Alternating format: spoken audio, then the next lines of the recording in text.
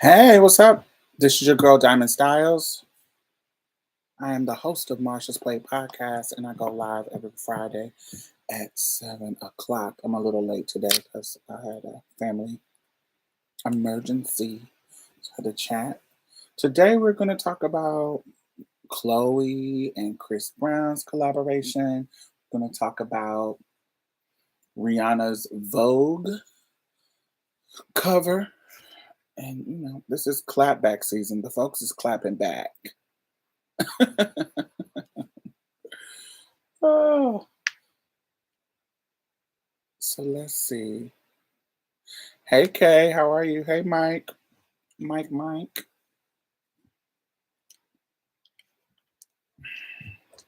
Sorry I'm late, y'all. Me and my brother had some deep conversation happening and it would have been weird to end it. Hey Brandon. I am doing pretty good. I had some these past 2 weeks I've been struggling. My youngest brother, his so my youngest brother has on his mom's side, he has two older siblings, me and the middle brother. And then on his father's side, he has an older sibling and a younger. So he's on his father's side, he's the middle child. On his mom's side, he's the baby. His brother on his dad's side, his older brother on his dad's side, died of a fentanyl overdose. So they had to go up there and he didn't die. He became like a vegetable, like a brain dead because of the fentanyl, and they had to go up there and pull the plug at the hospital. So it was kind of hectic. It's been hectic these past couple of weeks. I'm eating a kiwi. Kiwis are so good. Um, so this is three close people. So you already know my mom passed away of a fentanyl overdose in 2020. Um, Out in San Francisco, I think one of the girls passed because of that recently, and Brandon, my so that's wait, so that's four people in my life since 2020 in the past. Yeah, that's like shit. That's almost a little less than a year because it was the end of 2020 when my mom passed in December, and this is the end of 2022. So that's less than a year, y'all. So four people close to me in my life have passed from a fentanyl overdose. That's just wild. And I don't do drugs, y'all. So sometimes people don't talk to me about drugs. And so I don't always know what they're going through. And so it's usually when I find out it's too late, they already either are an addict or, um, you know, it's just too late. Do you think that means anything? I don't know. I don't understand the question. What you mean?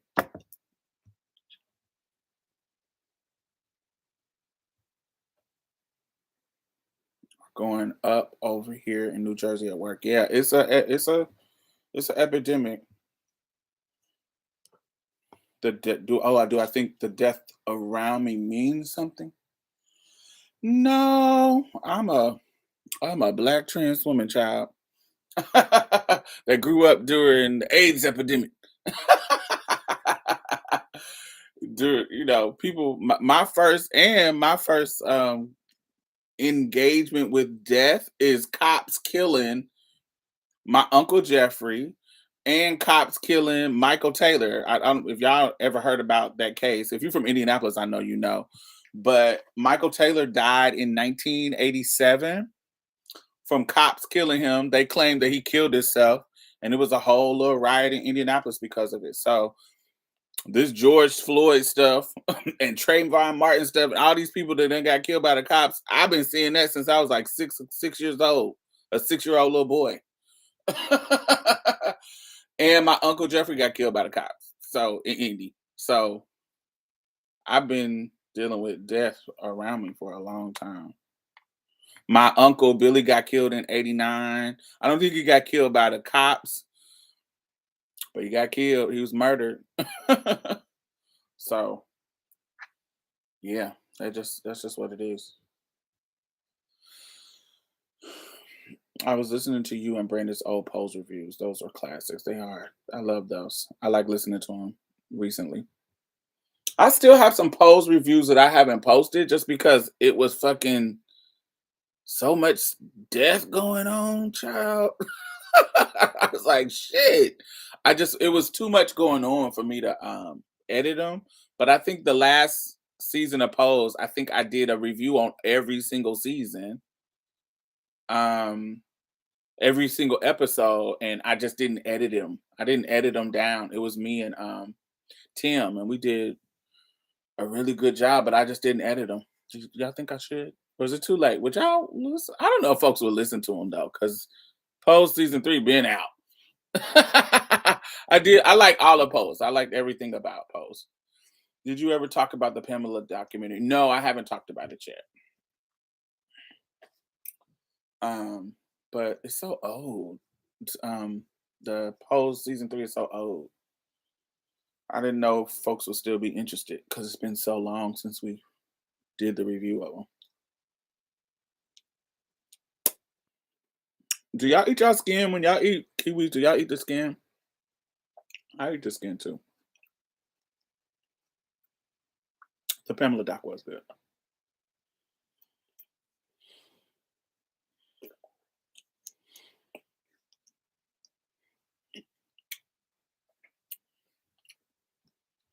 Mm-mm-mm-mm-mm-mm. That skin gets stuck in my throat. I do. The Pamela doc was good. I think I'll do the Pamela doc next Friday. Let me see.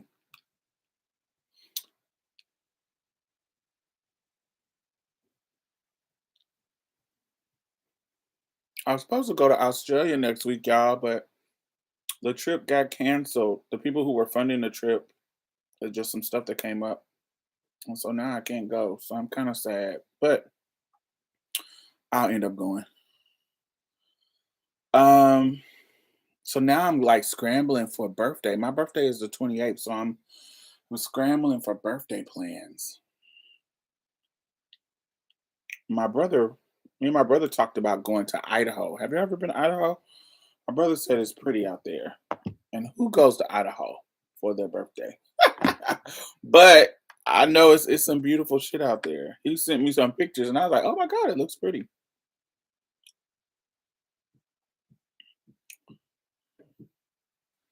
Why was Chris Brown trending? I'm gonna talk about it in about 2 minutes.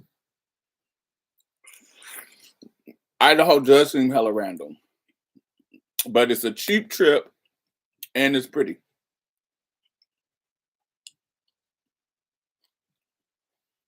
Hey Jada, you can eat kiwi skin. Yes, you can eat kiwi skin, and it's actually good for you. It's good fiber, and most of the things that you eat, like fruit, not not oranges and shit, but like apples, a lot of the vitamins that are in them is in the skin. Grape skin, ain't it hairy? Um, fuzzy. Yes, it is fuzzy. But when you bite into it and you getting the juicy meat,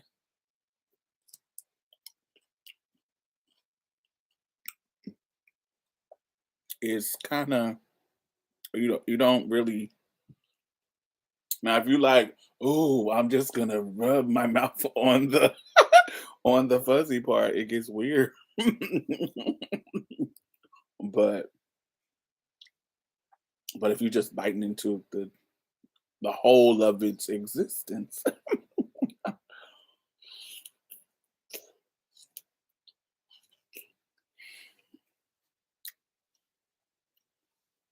they do have an enzyme like pineapples to do that too.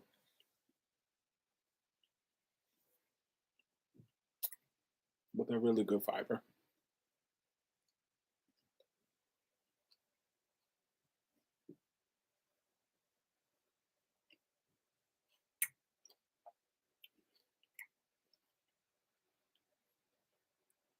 Oh, I don't try to eat pineapple skin. Pineapple skin too rough. Hey Tyler, kiwi skin is soft.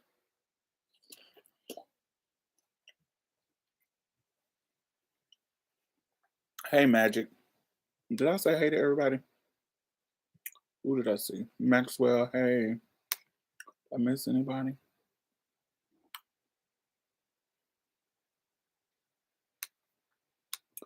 Marissa.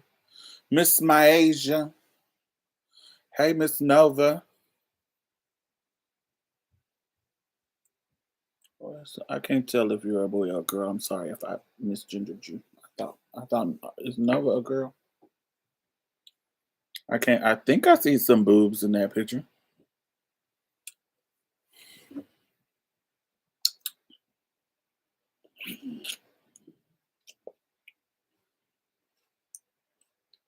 Do y'all see some boobs in those picture? In that picture? Hey Ava. Ava Collins. That sounds classy. Ava Collins.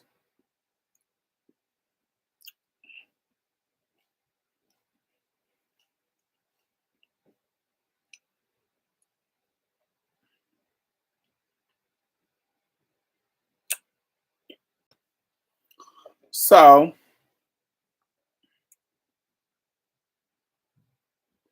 books are not a gender. Boobs are not a gender these days. So many men have them.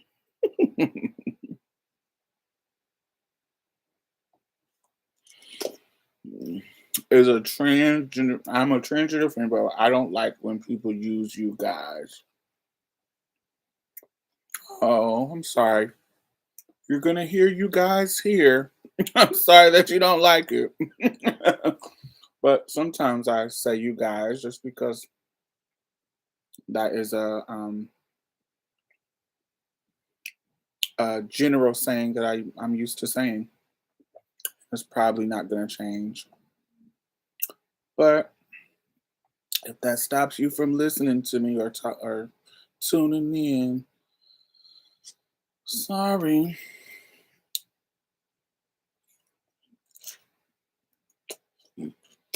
But I've heard that before. There's some trans people that trips about you guys because guys is a very gendered word, but a lot of people use it in general.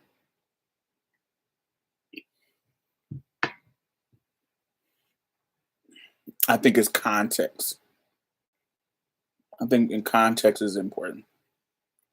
And being that I'm a trans woman and I'm saying you guys, I feel like I'm not misgendering you in that way.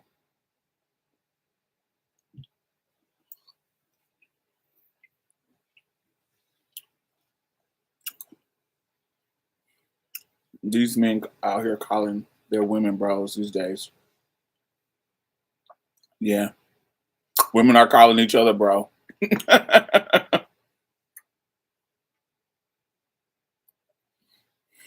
Hey girlies. Or girls a lot when talking about men sometimes. Yeah, I do that too. The girls. The girls, the girls be trying it. That could be men or women if I'm saying that.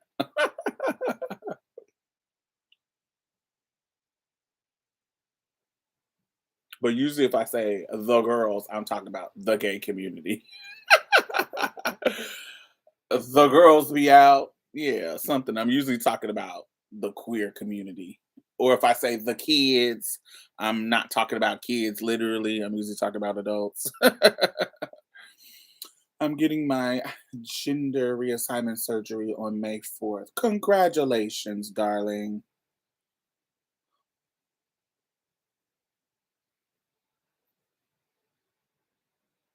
That is a wonderful achievement,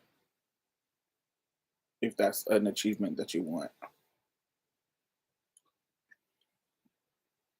cishet men.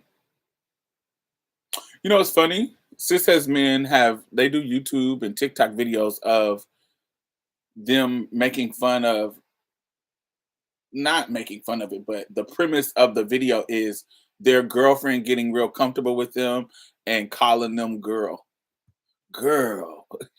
like when they're gossiping, accidentally calling your boyfriend or your girlfriend accidentally, excuse me, calling you a girl. I've seen cishet straight men, cishet, I ain't gotta say straight, cishet men have videos where they talk like that.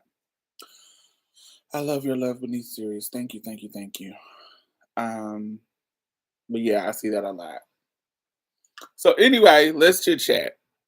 So Chloe Bailey, the YouTube darling of Chloe and Haley group, you know, they are the sisters that were discovered on YouTube, grew up on YouTube doing covers of people's songs, particularly like Beyonce, but anybody's song. And you know, they grew up to get their own deal, and Beyonce signed them, and they're just absolutely talented. They're just really beautiful women and talented women. So like they just are powerhouses when it comes to their voice and their harmonies, their presentation. They just are so great. So we know that Haley is our new Black Ariel. So because they know that Disney is about to come out with Haley's you know, Haley is about to do her thing with Disney, right? So this was a perfect time for Chloe to go solo, you know, to do a solo project without it being any kind of weird shade, like, oh, she's trying to go solo and leave her sister. No, her sister is about to do some big project with Disney, and then it's a perfect time for her to do her own thing because she's older than her, and you know, hey, I can go solo while you do the thing. It's perfect timing. And so she has been releasing music. I really more than I don't know if y'all liked it, but I really like it. I love Have Mercy. That was my tea. Lord have mercy. I love that song. That song was my favorite. Um I don't think her videos she does too much. I think in her videos she is gorgeous. She is sickening. She is gorgeous. She is just that bitch. In her videos, she just looks so good. Now her live performances, it just seems like she's doing too much. It doesn't feel like choreographed right. It feels too much. Not too much in a scene. A lot of people are talking about it like it's too much and too sexual, like she's trying to be sexy or whatever. I don't think that that's really surprising because that's kind of like what you do. Especially if you coming up and you becoming a woman, because especially her being you know, she started young. She was on Fighting Temptations as, I think she was either the little Beyonce or something. I can't remember. But she grew up in kind of in front of us. So a lot of times when girls, you see them as little prodigies or child stars, when they come up and be women, they gotta be sexy at some point. They don't have to be, but that's kind of like, you know, they be sexy. Especially if they trying to do pop. You can't not be sexy. You can, but it's gonna be an uphill battle. She was in Meet the Browns. I don't remember her in Meet the Browns because I don't really watch that. But I know she was I know she I know she was in Fighting Temptations. And I think she was Beyonce when Beyonce was little. Like her character in Fighting Temptations, I think she was Beyonce's characters when she was little. I think. She is a bit overly sexual though. So yeah, I don't know. I think, you know, I think coming up in the Little Kim era, I just don't think Lil' Kim was overly sexual to me. And she's not, she's sexy in her, you know, imaging, but she ain't talking about sucking boys' pee-pees. She ain't little Kim. That's what I deemed as sexual. Kim was sexual, which I love. I love with Kim, but I don't. I think Chloe is sexy. She's just being a sexy 20-year old, 20 something year old. Um, I think people have a hard time letting child stars grow up and be serious. They want to tell them to stay little girls. You know what, Maxwell? I don't think that is necessarily a child star thing.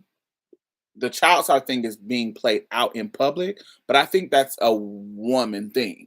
Like there is an adjustment that has to be made when you have a little girl that goes to be a woman. And especially, you know, if people want their little girls to say pristine, they want them to say pristine and pure and good girls and get married and it's just unrealistic. You can do that, but you can't do it if you a star. It's just played out on a public stage. And I think that why we're talking about this, I think that's another reason. So what happened was Chloe has released a couple of songs because her debut album is coming. And so she's, throwing it out there. Excuse me. She's throwing it out there to see. She did this little Pray Me Up song, which I didn't like that song. Did y'all like that song? Praise Up, Prayers Up. I can't remember. Something, what's it called? She did that song. I didn't really like it. Um, but she teased this week that she is doing a song with Chris Brown.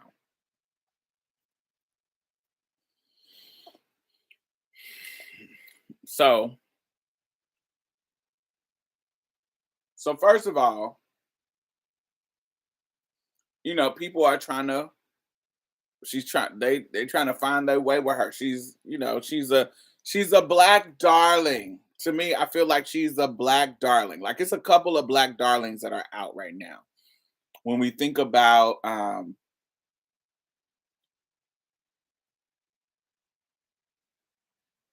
Chloe, when we think about Normani, when we think about who else? Who are some of like high approval rating young black stars?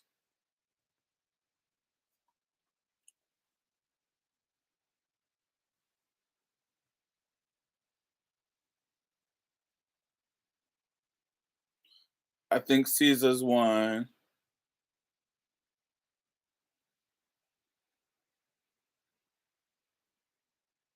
When I was pregnant, I could barely get out of bed. Good for her. She's amazing. Who are we talking about? Who are we talking about?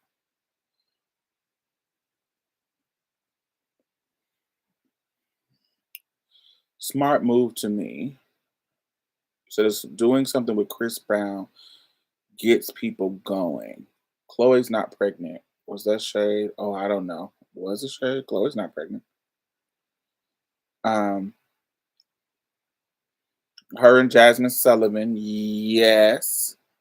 Yes. Coco Jones.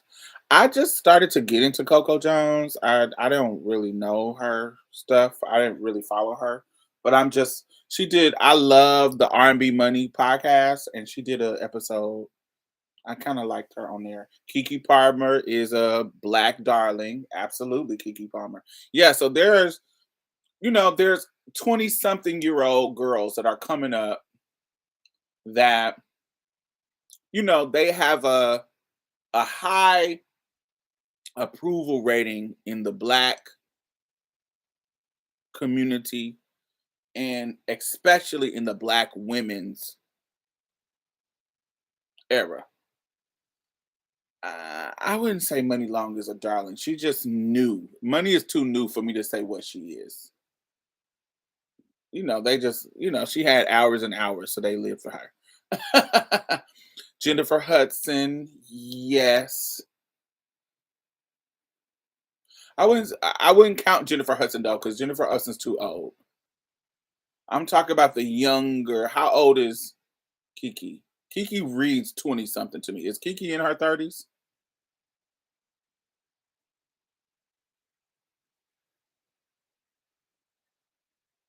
Or am I tripping? Kiki 20. Yeah, I'm thinking about 20 somethings. Why when I say darlings, I mean these young 20 somethings.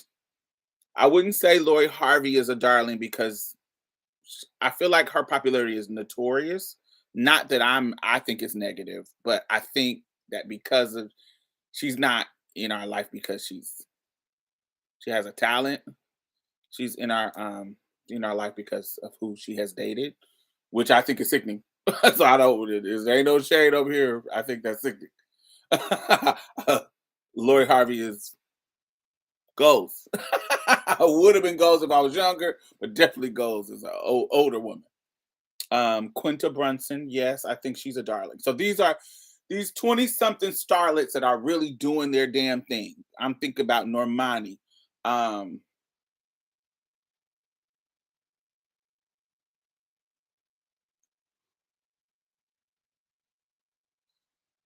yeah, Chris. So there's something that can. So what I was about to say, Chris Brown. While yes, he is the bad boy of R&B now, he is. He has a. It does get to keep you to. It gets you to keep talking, but there is a tarnishing of your brand when you have a good girl image and you hook up with Chris. There is a tarnishing. Even when you think of Whitney Houston getting with Bobby Brown, while opposites attract and you can think that's cute, that is by her getting with Bobby Brown was a tarnishing of her brand. It got people to talking, but it took her some notches down. And I think that Kehlani, a darling. I think she's 20 something. I think Kehlani is a LGBT darling. I wouldn't necessarily say Kehlani is a black darling, because she's a light skinned girl and she's it's hard to be in this era. It's hard to be that right now. I think it would have been different before we got woke about colorism. But I think there's some shade with Kalani because she is gay and light skinned. That comes with privileges, but it also comes with a little, oh girl. You see what I'm saying? It comes with a little, oh mistake, girl.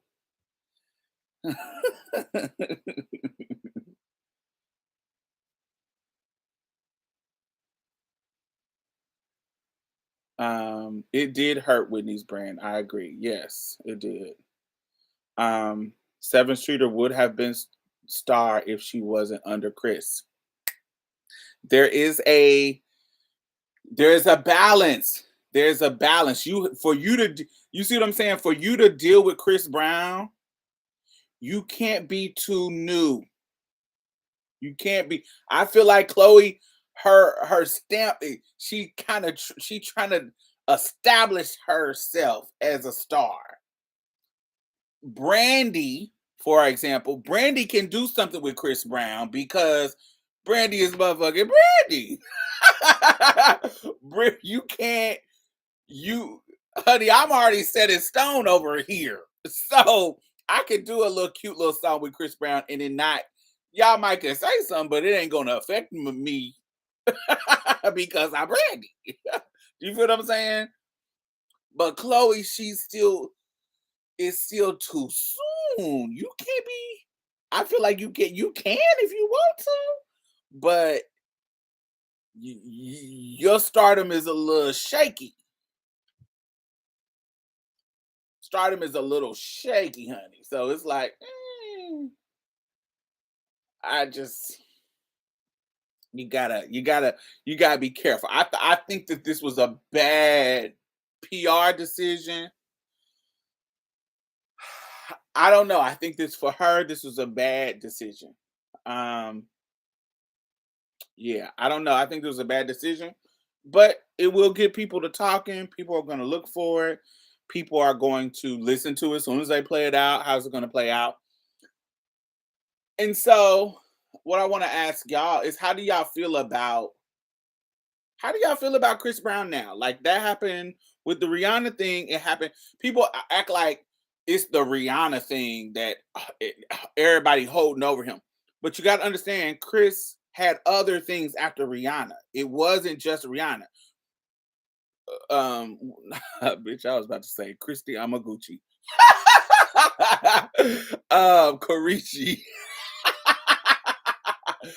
Karichi. Karuchi is her name. How do you say that bitch name?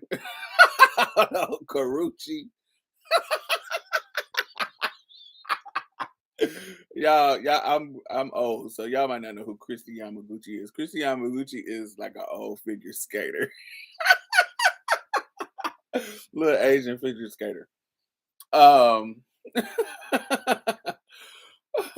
Karuchi, yes. So Karuchi, yes. So Karuchi Tran, her she had to play like she played in the courtroom. She played voicemails of Chris Brown threatening to kill her, and she had to get a permanent 5-year restraining order on him. Judges don't give that out for no reason. Like he didn't stop with Rihanna. He's remember when he blew up with Robin from Good Morning America. Yeah, he was fucking crazy. He is crazy. He is a crazy cokehead. So it wasn't just that. He continued to be like abusive, crazy abusive. And then there was photos of him choking this chick up. There was no growth. There was no growth. And so today, what did Chris say? And before I get to that, while I think it's been a very long time,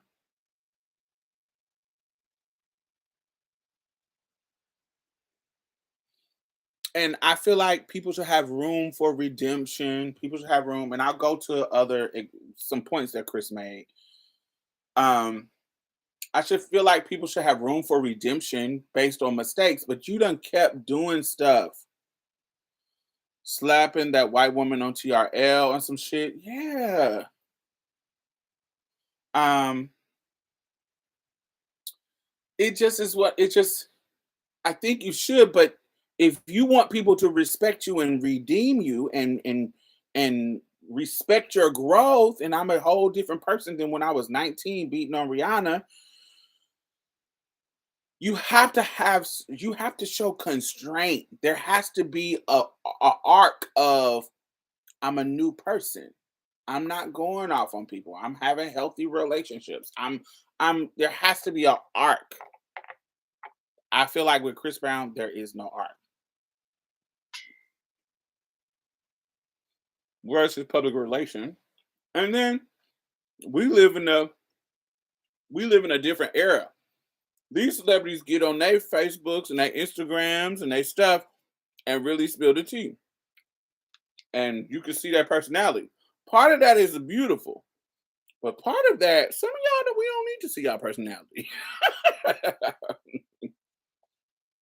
of that is like, girl, do we really want to hear you? Okay, so his first little message, he says, this is what Chris Brown says. He says, if y'all still hate on me for a mistake, this is what he put on his Instagram. If y'all still hate on me for a mistake I did as a 17-year-old, please kiss my whole entire butt. Now, mind you, he wasn't 17, he was 19. But since he said 17, it made me think that he probably was beating on Rihanna because then they started dating a little earlier than that. Maybe I'm not for sure, but he might have been beating on people at 17, and you just forgot that that happened at 19. Because what with Rihanna that happened at 19, almost 20. So if you was beating on people at 17, you probably because I know that wasn't the first time he had put his hands on Rihanna. I don't care. Anyway, I am effing 33. I am so tired of y'all running with this narrative. You are weird ass niggas. Y'all the same ones that tune in every week to see Blueface and Krishan beat the F out of each other in front of the world. But that's okay. It's entertainment. All y'all can suck my pee pee disrespectfully. We have that.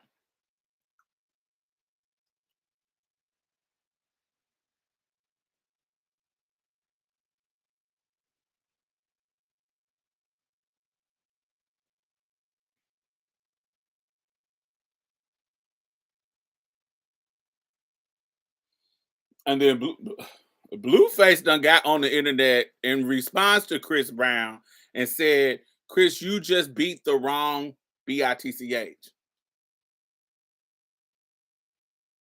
You should have been, you can't beat the gorgeous, beautiful, talented Rihanna's. You gotta beat the lowly, ratchet ones that's in love with you. People don't care about them.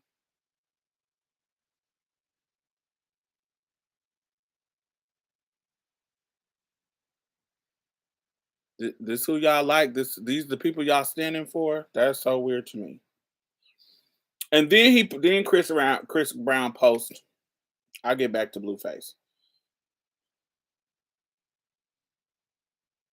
Where are where are the cancel cultures with these white artists that date underage women, beat the F out of their wives, give chicks AIDS? Oh, that's right. They're your buddies. No more fake love for me. Stay out of my way or get ran over. Simple as that.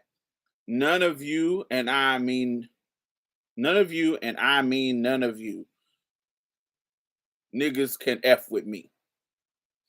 And then he posted a picture of four white people. Sean Penn. Sean Penn was arrested for domestic violence to his then wife, Madonna, because Madonna said that Sean Penn had beat her up, punched photographers and everything. Charlie Sheen was arrested for domestic violence for beating up his girlfriend. Emma Roberts, I don't know if y'all what else she's on. I think she was on Screaming Queens, but what I know her from is from Coven. Y'all know Madison Montgomery, the chick, Julia Roberts' niece,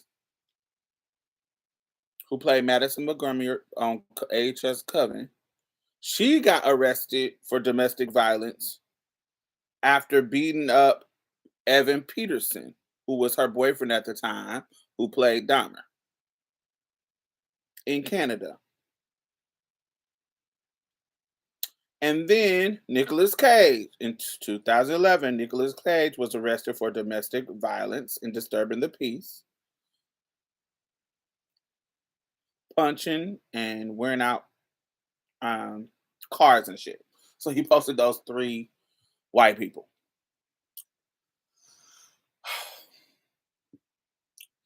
Niggas annoy me. Niggas, they just annoy me, y'all. He did say that all in the back of the video, and Krishan was in the back laughing like a fool.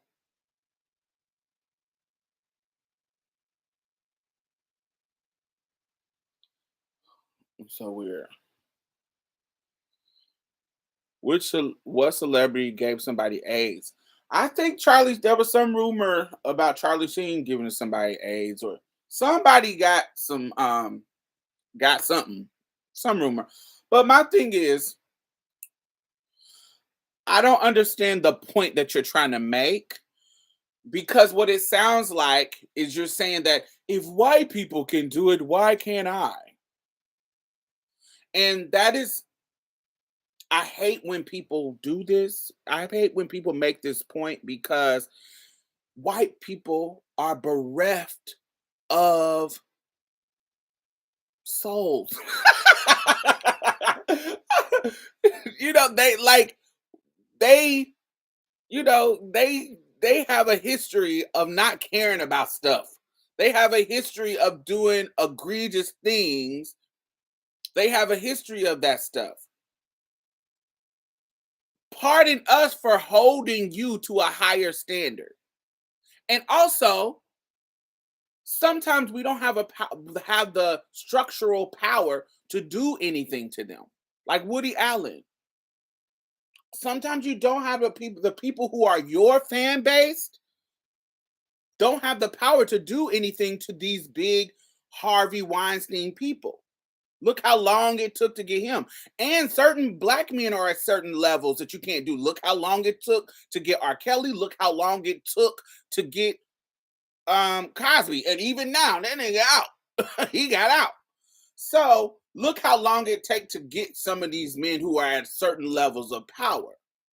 And even you, Chris Brown, baby, you really didn't get canceled. You out here still making records, still people still loving you and defending you. Swinging on your nuts. You did not get canceled. You got a few deals taken away from you when it really happened. But you back on top. Motherfuckers still loving you, Chris Brown. You go up and down Twitter, they are swinging on your nuts. Oh, you just like R. Kelly. Oh, I still love Chris Brown's music. He's still, which is okay for them to do, but they still are. They say that when we're talking about his negative stuff. Do you see what I'm saying? So they're saying they still like you despite your discretion. So they're looking past your discretion. They're making the choice to do that, and they're making it out loud. They're saying, but he makes great music. Okay. And he beats women. Great. What you're telling me is that you don't care. And that's okay for you not to care. But that means that you weren't really canceled like that. People still mess with you. Look at just a couple of months ago when somebody decided to say, we're not going to include you in the Michael Jackson tribute. Honey, these are not the same group of people.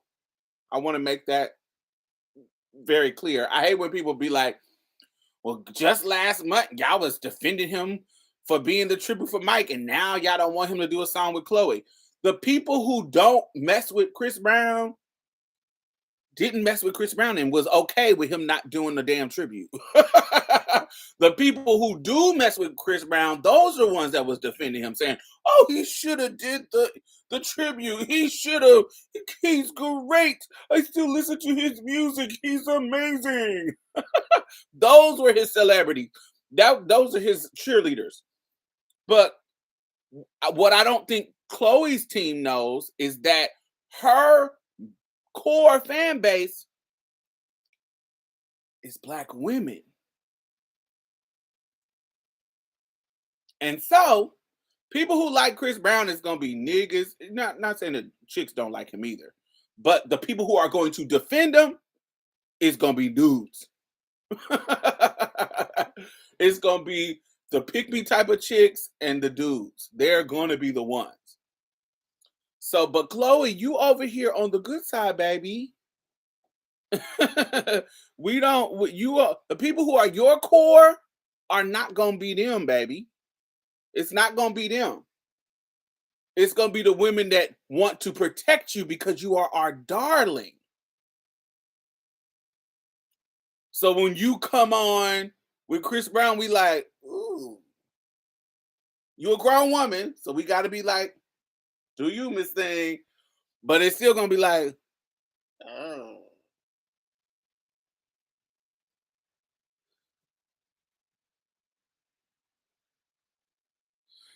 Let me scroll back up 1 second.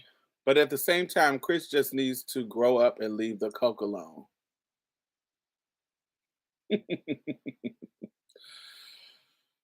Like they're wrong too. I don't know what he wants to be like them. Amen, Joanne. It's like, but that's so weird. Ugh. Bill Cosby is out. He ain't even spent 5 years. He's out. Right. He has not accepted accountability. Not at all. As you said, no, no, no. I want to say that he has apologized. This is another thing. He has apologized. I don't think he has to be forced to. Um, he has. Like, if you're looking for an apology for Chris Brown, he has apologized. Behaviorally, I don't see no change. But he has apologized and he has told the truth in regards to, he did that little interview where he's talking about it years later. Um, and we can have a conversation about redemption, but like I said, to me, if you want public redemption, you have to change your stripes. You got to change your action, your behavior, if you want the public to redeem you. But also, this is another element, and we do this with white folks. Since he want to compare himself to white folks, let's talk about the white folks. When we find out when they have they're in blackface, when they have those kind of racist things in their history and their racist tweets come up and people's stuff comes up, when you do bad stuff, there's some people who ain't gonna forget it and they ain't gonna mess with you for the rest of their life because it's bad. And every time that you get some kind of clout or get some kind of shine, they're gonna be like, remember when they did this? Look. And it doesn't mean that you haven't been redeemed or whatever, but there's gonna be some people that just don't mess with you and will never mess with you because you did something bad to them in their eyes.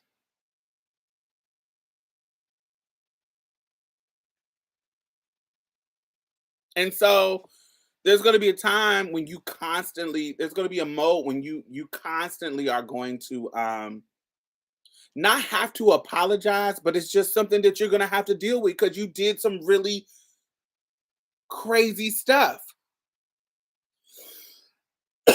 You did some shady stuff.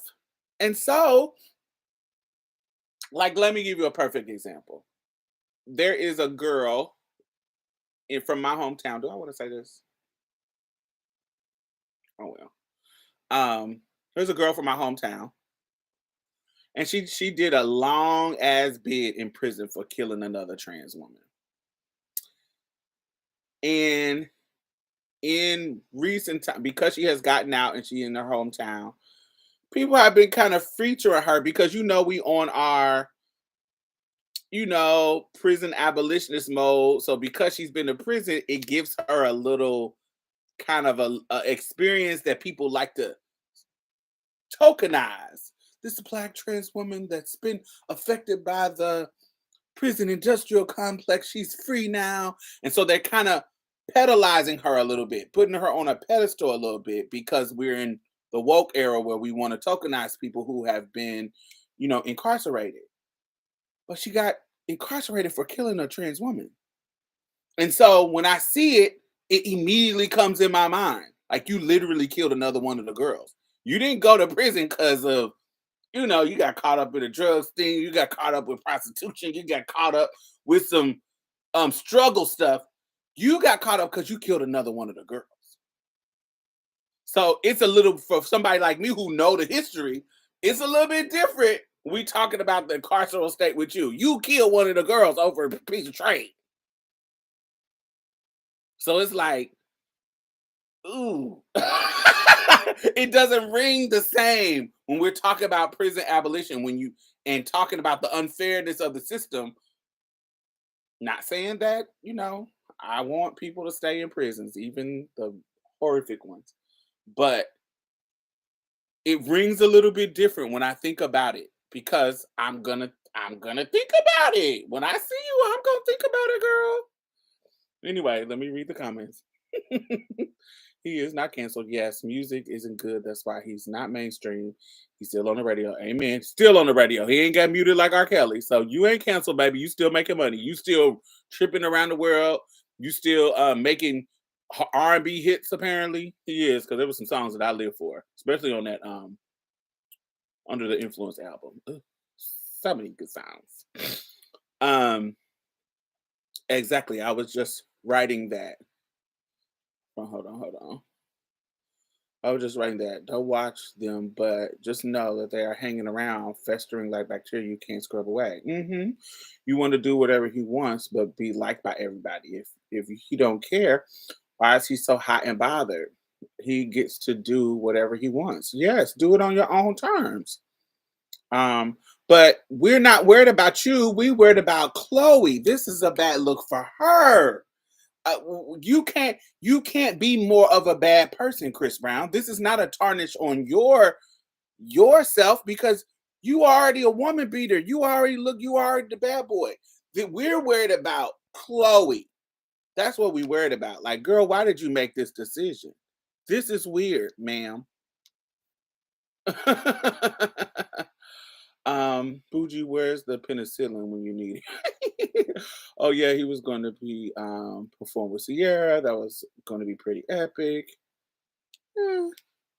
And Rihanna are good, but he hasn't apologized for the new stuff. Right. Right. He was on her unapologetic album. You can't apologize. You can't apologize and nothing changes. That isn't accountability. Facts. And another element of that tie is you can apologize and nothing changes with the people in regards to their opinion of you. Okay? You can, and this is if you harm them or if they know you harm somebody. Because let me give you a perfect example. I don't care if it was my children, my cousin, my family members. If I found out you molested somebody's kids, it may the harm have never touched me or anybody I knew. But if you molest kids, I'm not gonna deal with you. Like I'm not gonna like you. Once I find out that's the type of mess you on, I'm not gonna be. You a disgusting creep molester to me. So I'm never you. You ain't never gonna be. I don't care how much you apologize. I don't care how much restoration you get. I don't care if you went to prison for 15 years to pay your time and your dues for the harm you did. When you get out, you still a creep to me. And that's not gonna change. And it don't matter if it happened to my people or somebody that I know. Period.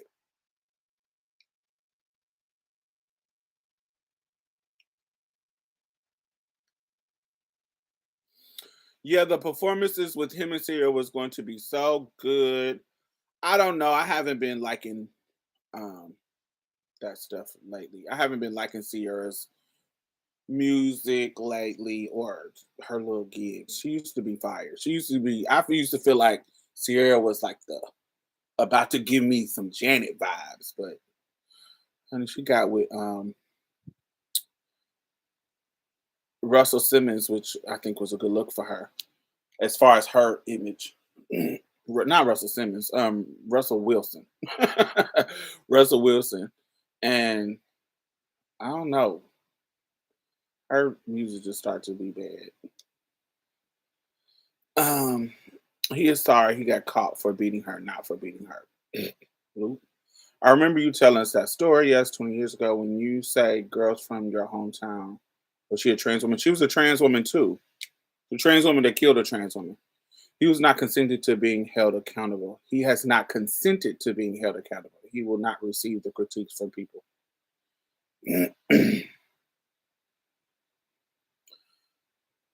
Yes, yes, yes, yes, yes, yes, yes, yes, yes, yes, yes. Not over trade route. Blah, blah, blah, blah. I'm sorry. I'm catching up, y'all. Yeah, and it was weird when she called me when she got out. Yeah, she called me too. I don't want to say it was weird. because we was the girls that she knew when she was out. She been, you get what I'm saying? She been locked up since fucking 2001. So we was the girls coming up at that time. So none of the new girls was connecting with her because they didn't know her ass because she been locked up for 20 years. This reminds me of Kevin Hart apologizing for his homophobic remarks. Yes, Kevin Hart, same thing. Like, y- there are gonna be some people that don't forgive you, especially in the court of public opinion. Now, when we talk about, real court, yeah, but in the court of public opinion, it's not proven until innocent until proven guilty. It is fucking. Do I believe it or do I not believe it? If I believe it, if I don't, then I don't. Do I want to forgive you? Sure. If I do, if I don't, don't.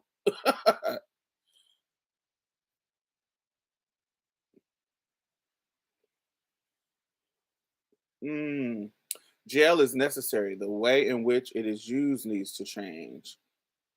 I don't know if I agree with jail is necessary. I agree with use it while it's a tool, but I don't agree that jail is necessary. I don't necessarily agree with that. I see why you can I see why people believe that, but I think there's other way. I don't think we have explored other ways to do accountability on a on a community level. I don't think we have explored other ways to do it that may work. We just lock them up in cages. That's just what we have known. That's been a part of our culture to do.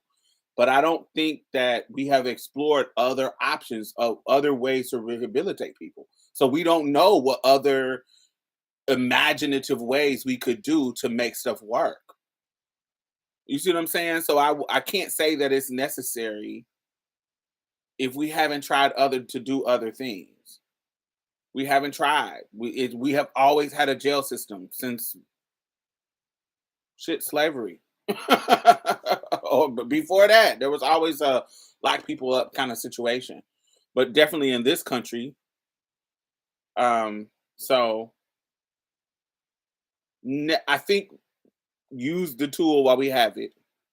It's a tool to exile people, people who do extreme harms. They need exiled from community. But also, both and let's try to figure out other ways to rehabilitate people. Trey will have the girls in the Jizzy, absolutely. Yeah, you're right. They didn't say it to critique the system. They do it to say that they should be given as much leeway as the most privileged class. Right. You were totally right, Joanne. Joanne is on it. Most of his friends are women. Most of his fans are women. Unfortunately, women are more likely to give men a pass. I don't know if I believe that. Um, not the most of his fans are women. I don't believe women are more likely. I just don't think men care about violence. I don't think men care about violence that much. I think it's violence is a part of their culture.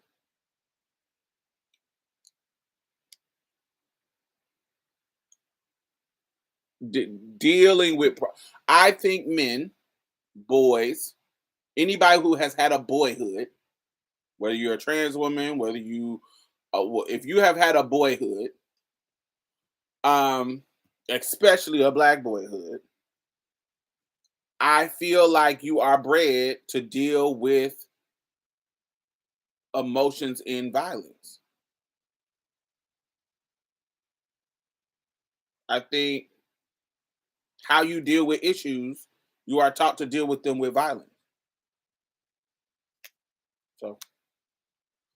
So how they respond to violence, but I don't think this is just black, but I come from a black boyhood. And so because violence, I see violence in all cultures, but just speaking on my community, how you deal with emotional issues, emotional problems, how to do people act like men aren't emotional as women. They are. They're just their emotion is anger. They just don't cry. They don't. It's not tears and oh, it's anger. Oh, it's rage and anger, which is an emotion.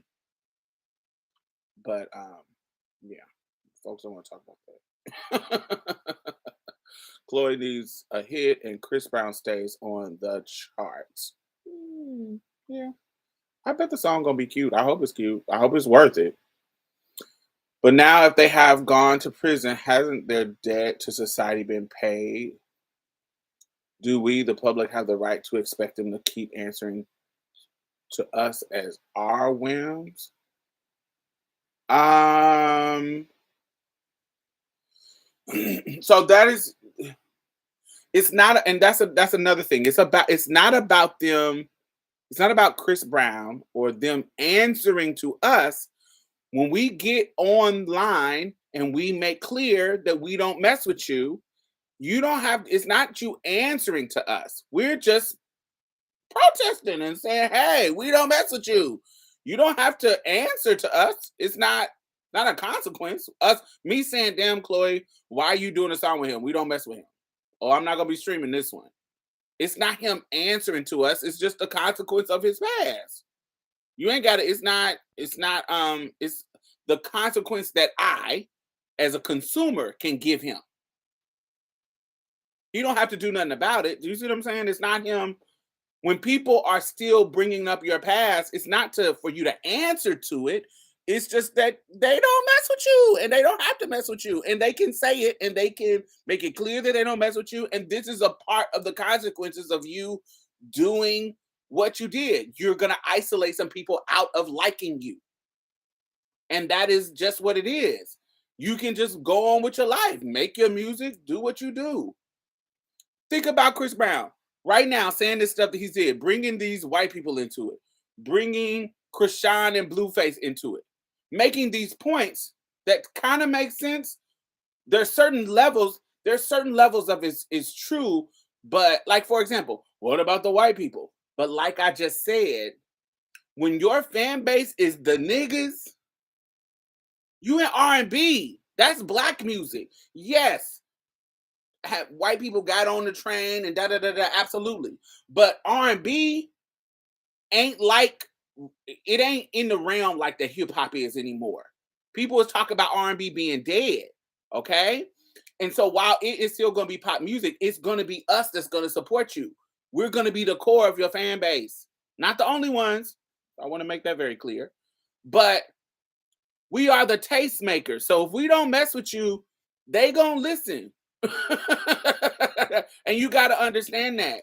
That don't mean you're not gonna have no career at all, because there's gonna be tons of people that still mess with you because beating women is a norm. And there's gonna be people who say, I don't really care. There are gonna be people who don't care because their ears and their ability to enjoy your music is more important than you beating on them girls. You can beat on them all they want, just as long as you keep making music. We saw this with R. Kelly. We saw this with Bill Cosby. We saw this with people. There's some people who don't care.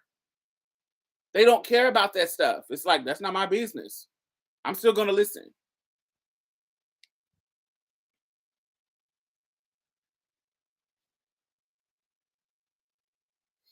Sierra and J Lo must work with the same producers because their music give the same thing.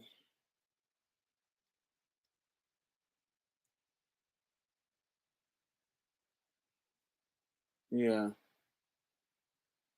I think Sierra should have modeled. Sierra should have. I don't know. She should have did something else. I think Sierra is so gorgeous. I think she's gorgeous. I ain't with the music part of her. Yes, punish them for tax dollars. I feel like it's harder to be anti-prison when it comes to people who do things we ourselves find morally reprehensible.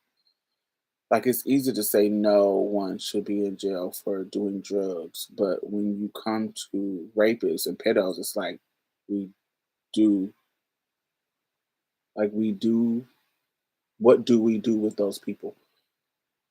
Yeah, I just feel like like I said, I just don't feel like we have figured out ways other than jail. And it's easy to do the jail part and lucrative to do the jail part. So figuring out other ways motherfuckers don't want to invest in.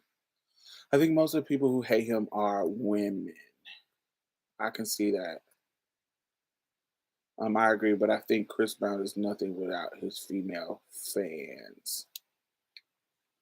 Yeah, it's gonna always be pygmies that don't care. First of all, you a cute light skinned boy. You got money. There's gonna be tons of females, just like people that say, "Oh, I don't care about them. I just like the music." There gonna be some people. Oh, he cute and fine, and he got money, so it don't matter to me. That's not my business. So I'm gonna still be his fan. There's gonna always be that. Yeah. You're encouraged to be violent. Yes. If you are not violent, you are soft. Yes. That comes from women and men. Yes. If they're violent, yes. If you didn't want to deal with hearing folks bring up his violent past, he shouldn't have done it. Actions have consequences, some are everlasting.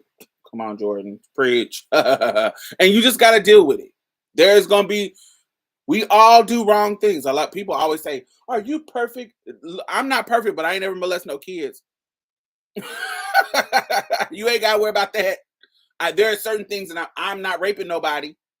There's certain things you're not gonna rape. You're not gonna find on my resume of doing things. So, am I perfect? Have I done some wrong shit? Nothing like that.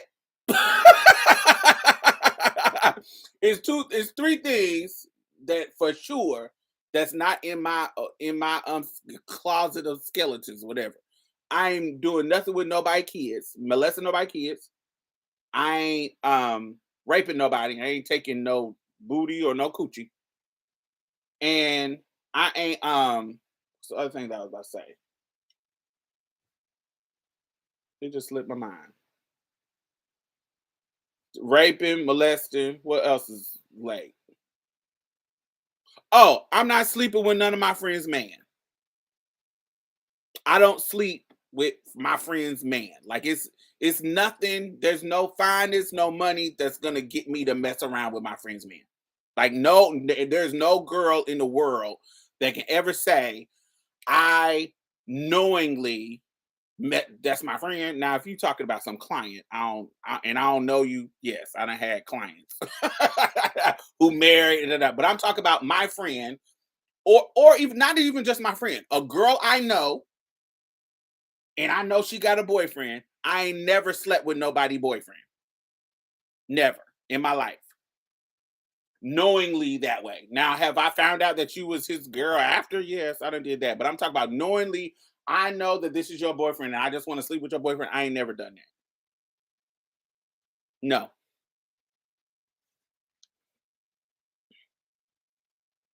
So those are three things. No, that's not in my back. Am I perfect? No. I don't fought some people that didn't deserve to be fought. But it's just certain things that just goes too far. It just certain things go too far. No point. There's too many men out here. Yeah, for me, it's too many men out here. That's really what it is. It's like, and and on a whole other different point, I'm too arrogant. Ain't no bitch ever gonna be able to say I'm chasing after her seconds like she got something that I want. I'm too arrogant in that way. I don't want a chick to be able to say that. I don't want you to be able to say, "Oh, she chasing after a dude that I got." Bitch, I don't want nothing that even went up in you. I like exclusivity. I like to be with a dude who, motherfuckers ain't never had. There's a pride. I don't want to chase behind no bitch man. No. It ain't even, it's too many dudes, but also it's an arrogance and pride that I have. No, chasing after this little ragamuffin. This, are you him? Get out of here. I just don't feel that. It's just not ever in my spirit.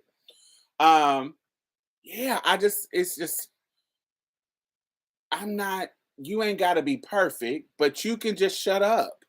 Do you get what I'm saying? Like, Just shut your mouth. Like even him doing this little stuff, it's making it worse. Just shut up and just put the music out. Let the people let the people who listen to the music just love the music. Because sometimes, like with Chris, I'll hear a song of his and I might not know it's him. And I'll be like, damn, this song is fire. Who is this? And looked it up, it's him. You know, and then I have to make my decision. I think, oh, Rihanna done forgave him. I ain't tripping. Karuchi over him, done moved on. You know, everybody over it. So I can just enjoy this. You can it get to the point where I can enjoy it, but then you do some dumb stuff. You know, you remind me that you're still a shitty person when you can just be quiet. You just be quiet. You can, you can say what you want, but you could also be quiet and just let it go and just put the music out. Let the music speak for you. That's how you win people over.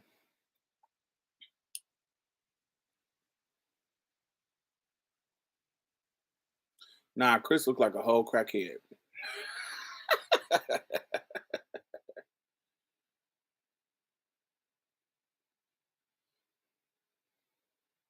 Because had he just shut up outside of people that don't mess with him, the numbers wouldn't be too hurt about it. But here you go flapping your gums right before the song release. Just shut up. Now I think that hey Nehemiah, how are you? Now I think on a PR level, I think it's a good move. I just feel like it's tarnishing your brand, girl.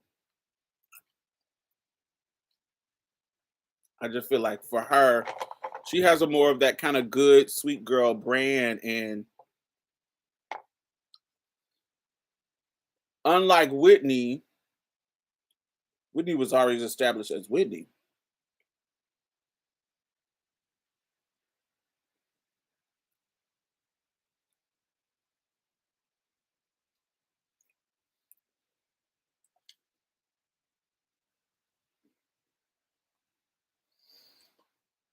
Yeah, I'm not. I think that what's very clear in their when you bringing up Rock Nation, and it does is the Rock Nation own Parkwood? Ain't she signed to Parkwood?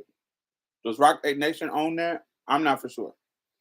But what they have made very clear is that they have full reign on creative control about what they want to do with their song, with their music life.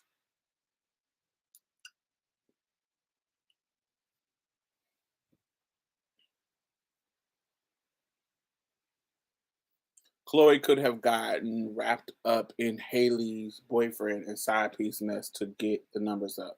I am Gigi. I am very annoyed by that. Because they are my darlings. They're like my little black girl darlings in my mind, especially since they're YouTubers and I've been listening to it before they were famous. It makes me feel like, ugh. So when she got with him, I was like, ugh. I ain't say nothing because that's not my business and I'm too old. And remember, that boy said that Amanda Seals was too old to even speak on their relationship. But what this see, us old heads is gonna put you up on game. You look at you. Look at what he got you going through with this other urchin.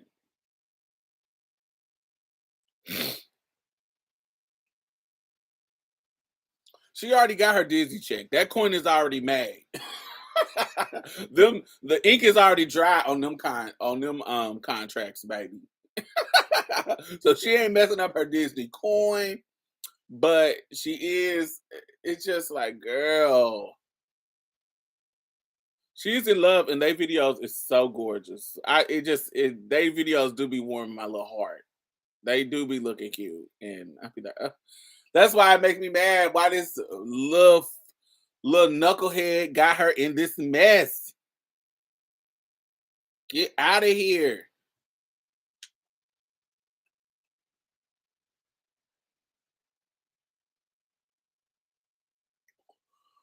So where we at? We at 115. So let's talk about Rihanna and ASAP Rocky.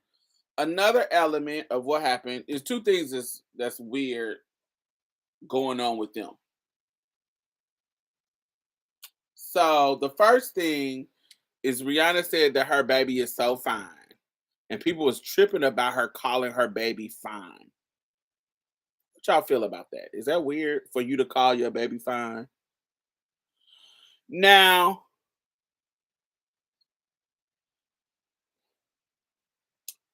I don't think it's weird, but I think there is a conversation. Let me see how I can talk, make y'all understand what I'm gonna say. I don't think it's necessarily weird. Just giving your baby a compliment about being a cute baby and being you know, a cute baby. Fine is a little adult word, but I don't think that's nothing. Um,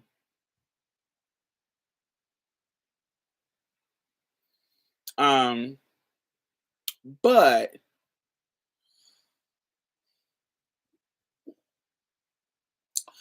there is a weird sexual adultification that happens with babies that is with children that is really weird, y'all. There is a weirdness. I see women do it all the time, so I want to make it very clear. I don't think it's weird, like in regards to there, but it does open up a conversation for me to have about there is some weird stuff that happens with babies. Like I think getting your baby Victoria's Secret baby clothes that have pink on the booty, that's weird to me. Knowing that Victoria's Secret is a sexy lingerie store, that pink brand is more for adult women. So when you get baby clothes from there, which have y'all seen them? You get these clothes and it got pink on the butt of it. I just think stuff that does that to children, it's weird to me. I don't know. I don't know. It's just kind of weird.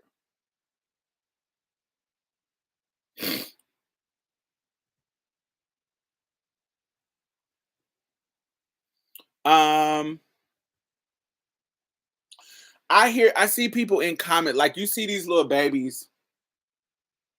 They will dress them up in clothes that look like adult clothes, and I'm not talking about the sexy adult clothes, but just not sexy. Not there is people be under look like say you got there's like I don't know. It just you'll see pictures of little kids where they are dressing them up um in adult clothes, not sexy. It ain't sexy. It's just like a fly outfit, but on a toddler. And you'll see people under their under the comments saying that is too grown, that is too this, that is children should be dressed like children. Da da da da da da. I actually think that that is weird for people to have that kind of commentary unless it is sexy clothes. I think when you have your kids in sexy clothes, that's weird. But you having them in a cute, like this one, what's in my mind? This little girl had her baby hairs. She had a little ponytail, and it was kind of it was twisted with some weave in it, and it was a ponytail like Beyonce had in the back of that white Rolls Royce on Upgrade You. Remember how she had a high ponytail that in the big 2-strand switch coming down. The little girl had that, and she had this leopard print vest on with these cute like little leopard print boots, and then a turtleneck with red. It was like a long sleeve turtleneck. It was a grown outfit. It didn't feel like a little kid outfit, but it wasn't sexy at all. Like it was her whole body was covered up but it felt like grown. It felt like it didn't feel like, Bobby socks, little girl clothes with the little ruffles, but do they do that anymore? I don't know. Maybe that's because I'm old school. But it just looked like a grown auntie outfit just put on a little girl. It was like a leopard print vest and some little blue jeans and the red shirt and the boots was leopard print. and she had on hoop earrings. It just was very styled in an adult way. And I don't think that that's wrong. I think that that's cute. Like I think it's cute. But there are certain things that if you got your daughter pose with her booty out and it's some words on her booty, I think I think that's when you get to being weird. I think that's when it gets like why I would want my baby on Instagram, with in these kind of poses. Like what is too grown. But I see that other people might think it's just dressing them like that, even if it's not sexy. They like just dress. But and then I have to ask myself, what does a little girl dress like? Because then I'll see we get into like these kind of racial aspects too. I'll see little girls, white little girls, running around in bikini tops and little shorts, little shorts, and nobody is sexualizing them. They're just little girls in little girl clothes, just at the beach or not at the beach, but just running around. But when a little black girl has the same exact outfit on, it'll be like, she looked too fast. Oh no, she looked too grown. Or oh, she da. And I think that that's weird because you're sexualizing children, because they black. Because they black girls. That's misogynoir to me. Because if you see when you go in the same type of clothes on these little white girls, I don't say nothing. It's not sexualized. They just look like kids. So I don't know. It gets real weird to me, that kind of conversation. So that's the ideas that it sparked in my mind when people were bringing up the Rihanna situation, as far as her saying her baby is fine. But I've heard people do that. I've heard people say, "Oh, he gonna be a heartbreaker. He gonna be this," and they are pushing this cis heterosexual narrative on their children. But they will turn around and say, "Gay people."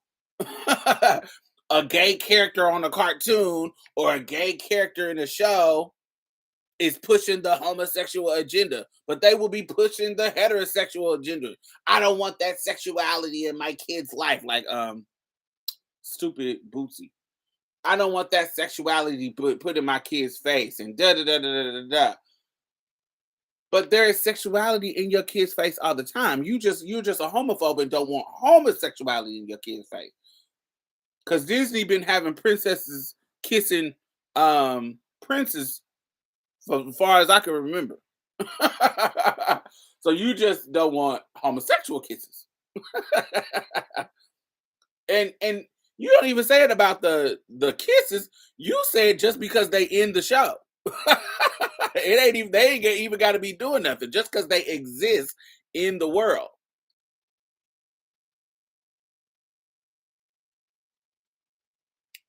Same with Zaya Wade. People are always sexualizing her, and it's really weird. Hmm.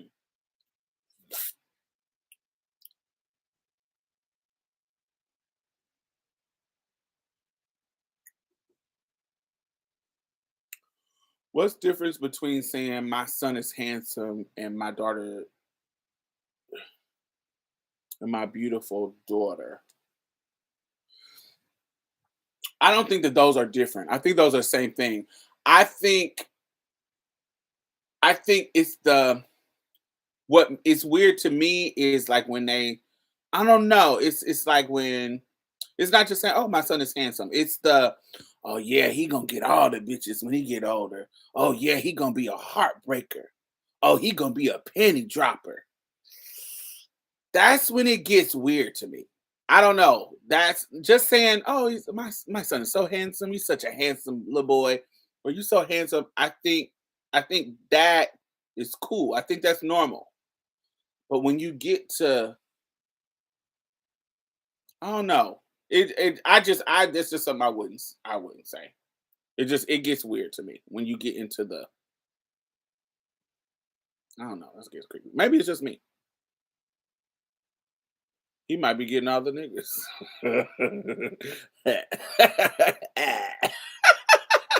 How about that? Um, They love projecting heterosexuality on kids. Yes, absolutely. Early too. I want to make it early. Like early. People always act like it's too soon for my children for me to have those conversations with my children. And I'm like, but this heterosexual stuff is coming super quick. Certain references are just inappropriate when it comes to kids. Yeah, that's just me. I just think it's crazy. Girl, be useful instead of being useless. I don't know what that means. Oh, is somebody arguing?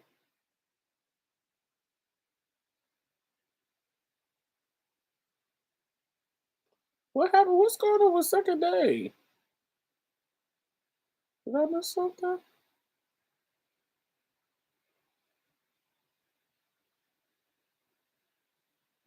What did I miss? What is TG and second?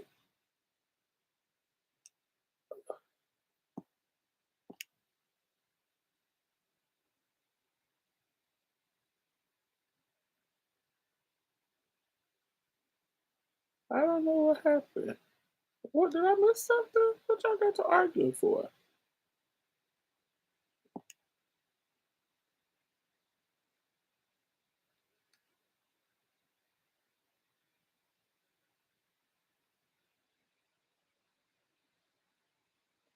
What is the tea?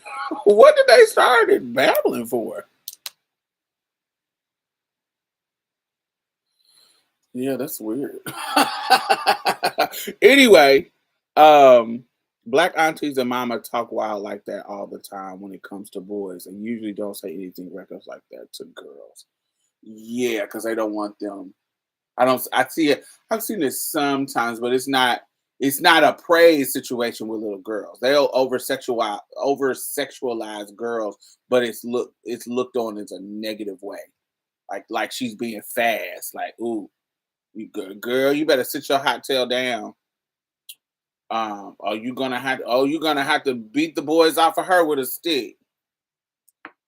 Um, one of them called the baby ugly, and the other one got offended. Oh yeah, that's weird. Why are you calling babies ugly? There are some ugly babies though. But yeah. I think we didn't we learn our lesson with Blue Ivy. Like it's like, come on, give the children some grace. Give the children some grace, honey. Mm.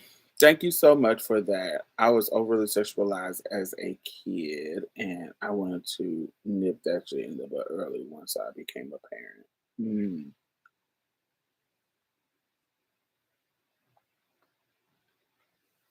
They're just in timeout. They're not banned. Great. What did you want to discuss with ASAP Rocky? Oh, with ASAP Rocky. So some of the men, the hoteperies, they see the Rihanna's cover of Vogue, and they see him back there holding the baby and him behind her um on the cover. And they took offense to that because it emasculates the man. And it is, look at what they're saying to the man. Now he's back here taking care of the babies, and she's the breadwinner. But she's the billionaire. And we would not see ASAP Rocky on the cover of no dang on um Vogue if it wasn't for her. He wouldn't even be on there. So he should be back there holding and kissing the baby.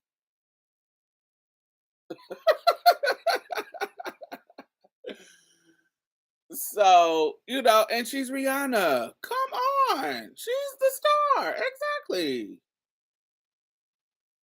ASAP should join Sierra in becoming a model. Totally agree. Yeah. Y'all need to be in some campaigns, child. Oh, did y'all hear about Russell Wilson scamming the kids with his nonprofit? His all the charity money from his nonprofit is not going to the people. Like only a certain small percentage of it is going to charity, but the rest of it is going to pockets, baby. So not only is you a good man, you a scammer. Rihanna's prayer was on point. The Lord keep on blessing and blessing and blessing. Come on. She got her, not only she got her a fine man that's good to her, take care of her kids from the ratchet one, but she got a scammer. I love that. I need that prayer. I need that kind of man. Rihanna is a billionaire. ASAP is fighting a girl charge right now. And this is Vogue. This ain't him. This ain't about him, right? You mean Sierra's prayer? Yes, I need her prayer. It's on point. Honey, she got her everything. Hustle, hustle down. I live for it.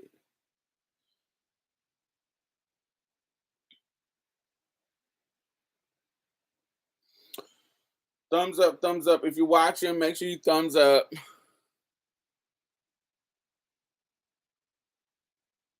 Engage with the content. Ain't that the story of most charities? A lot of them donation go to administration fees. I don't know because I work in nonprofit. I I I see a lot of great work happening with the coins. So I don't know. I know some scammers, but I see a lot of good work happening. So I don't know.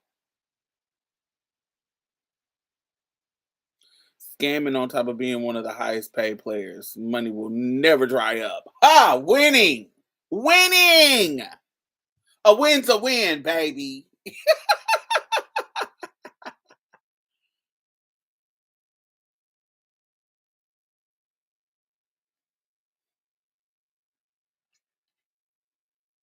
Hmm.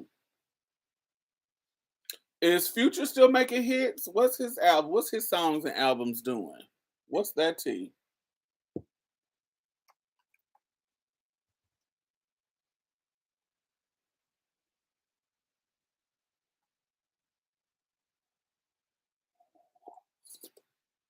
Mm.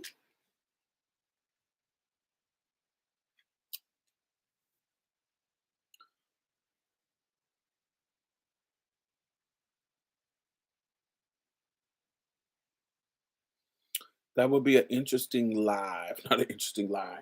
Um, yeah. What do you want to know about it? I don't know. What do you want to? What would you want to know? Like, what's the? What do you mean by the inner workings? It's really quite simple. If it's being done correctly and not being scammy, it's actually quite simple. I didn't get people being upset by her Super Bowl performance. Upset? I don't know about how funds are appropriated. Oh, it actually is quite simple. So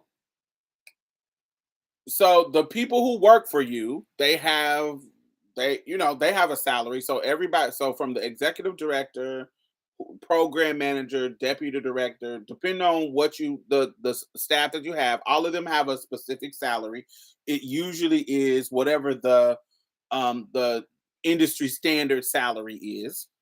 Um how you get the funding is you write to foundations, like you apply you apply or either propose for grant funding. So you either apply for an application, like a with an application, they ask you all kinds of questions and you send the application in and they decide if they want to get you. Or you write a proposal to a foundation. So that's the two ways that you can get money. So say that I come up with a program plan. So I come up with the plan like, hey, I wanna build I don't know, like say like a housing program, an educational program. Like say I want to do to up the literacy in my city and I want to do um you know to make a program to get people to learn how to read better. And so I come up with my goal and how I'm going to measure if my goal succeeded, my measurables. My deliverables is how many people that I want to increase their reading level. So if say my goal is my in my reading program, my goal is everybody out of the 100% of the people that take my reading program, I want to test them because you got to be able to measure your success. So say I test them right in the beginning to see where their reading level is, and my goal is to get them up 20% from where they started. Okay. And so now I got to come up with how I'm going to do that. Okay. So I can hire 10 teachers, 10 tutors who have the skills to get people's to get people's reading up. So I got to hire them. Who is going to run the program? Who is going to all these people are a part of this who you got to pay to do it. So the teachers, the who going to run the program, do you need what's your supplies that you need? So this is you're coming up with the budget of what you need. What's the supply? Do you need computers? Do you need pencils? Do you need notebook pads? What tools do you need to get this done? Everything that costs money. What is it? You got to put that all in your budget down to the penny. This really takes a long time sometimes. And so down to the penny, you got to think about every single thing that you need in regards to that's going to count money, that is going to cost, and the labor that you're going to have to pay for. So the teachers got to get paid, right? The tutors got to get paid. Usually not to the level, not the teachers get paid a lot of money, but you get what I'm saying. You get what I'm saying. It's people. Maybe they'll have not a pro bono rate, but a lower rate than they would charge if they were going to like a private school tutoring. But because they know you nonprofit, they might take a lower rate with flexible hours. So okay, now you got your whole budget. So now you bring your budget. Now you got to write the grant. You got to tell them why you are the best person to do this job. You got to explain why this is great. You got to explain why this is important. How this can affect the community, why this is an issue. You got to give citations. You got to look at research and show them, hey, how to do this. Why I need to do this, why I need to increase literacy. And then you send your application or your proposal to different foundations, and you got to make sure that what you're doing aligns with their goal of their foundation. So no, you are not going to send the literacy proposal to the foundation that works on domestic violence. You're not going to send it to them because that doesn't align with their goal. Now, if you can take this literacy program and put it into a shelter for domestic violent women, like it's specifically towards them, then you can spin your proposal to fit their narrative. You see what I'm saying? That's the not the hustle. That's the skill of it. How can you take the program you have and spin it towards different people's foundation? And so you do that, you send it to them, and they're gonna get 1,000,001. They're gonna get 1,000,001 applicants, and so they have to decide. The foundation has to decide what program they are going to fund. Sometimes it's you, sometimes it's other people. Sometimes you get rejected, sometimes you don't get rejected. So you shucking and jiving for these foundations to get the coins.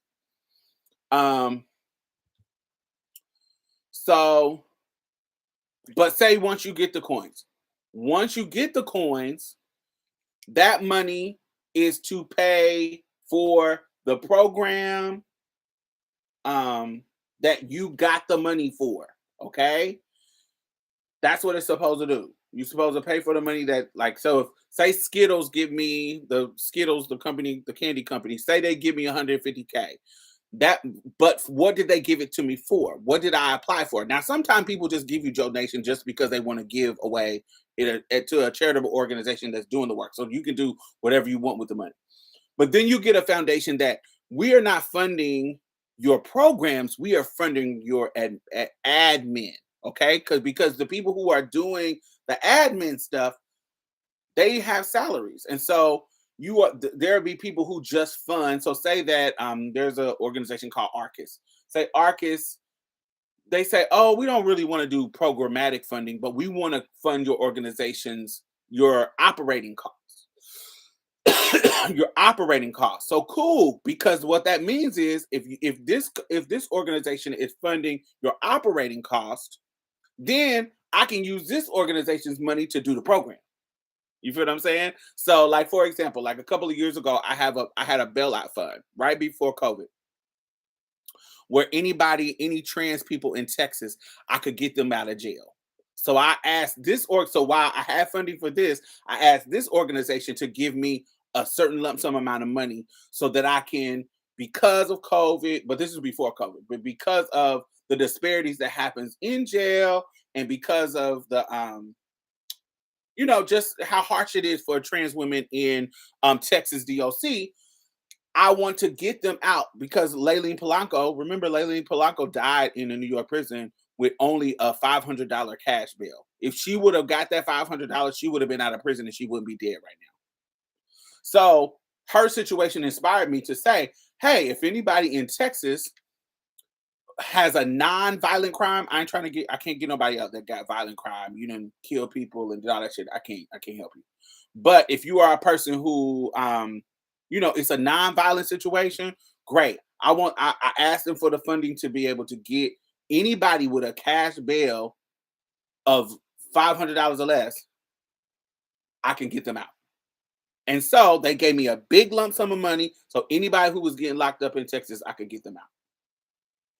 And so that's really how it works. You're asking other people, you're asking rich people for money to solve a problem in your community. And that's what the nonprofit is supposed to be for. Now, so that's if it's working, it's actually simple. Like if you're doing what you're supposed to do, it's actually simple. So yeah, let me scroll back up. Make sure I didn't miss nothing. He has songs with Drake and Tim's right now, doing good on the charts. Oh, sickening. I don't get people being upset about her Super Bowl performances. I think her Super Bowl performance was very Rihanna. I never was going to expect Rihanna to give full out choreography. I knew Rihanna was going to give you fashion. She gave you that big ass beautiful Andre Leon Talley kind of coat, who was a fashion icon. That's what it reminded me of. She gave me she give you these visuals. She on these damn platforms going up in the air and stuff. Child, she gave me what I thought Rihanna was gonna give. And Rihanna got some hits, so you gonna get the Rihanna songs. I'm not listening to Rihanna for no powerhouse vocals. I'm listening to Rihanna for my up-tempo fun young girl songs, honey. I'm not listening. I'm not expecting no Whitney Houston reincarnation on her vocals. Rihanna gave me exactly what I thought she was gonna give. Exactly. They both left the white woman alone and got a black woman. They both left white women alone and got a black woman. Who are we talking about? I missed something. How funds are appropriated. Yes.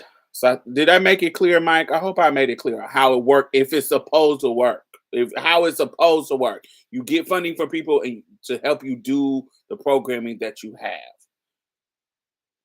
And at the end of the year, you count what you spent and how much you get what I'm saying, how that worked.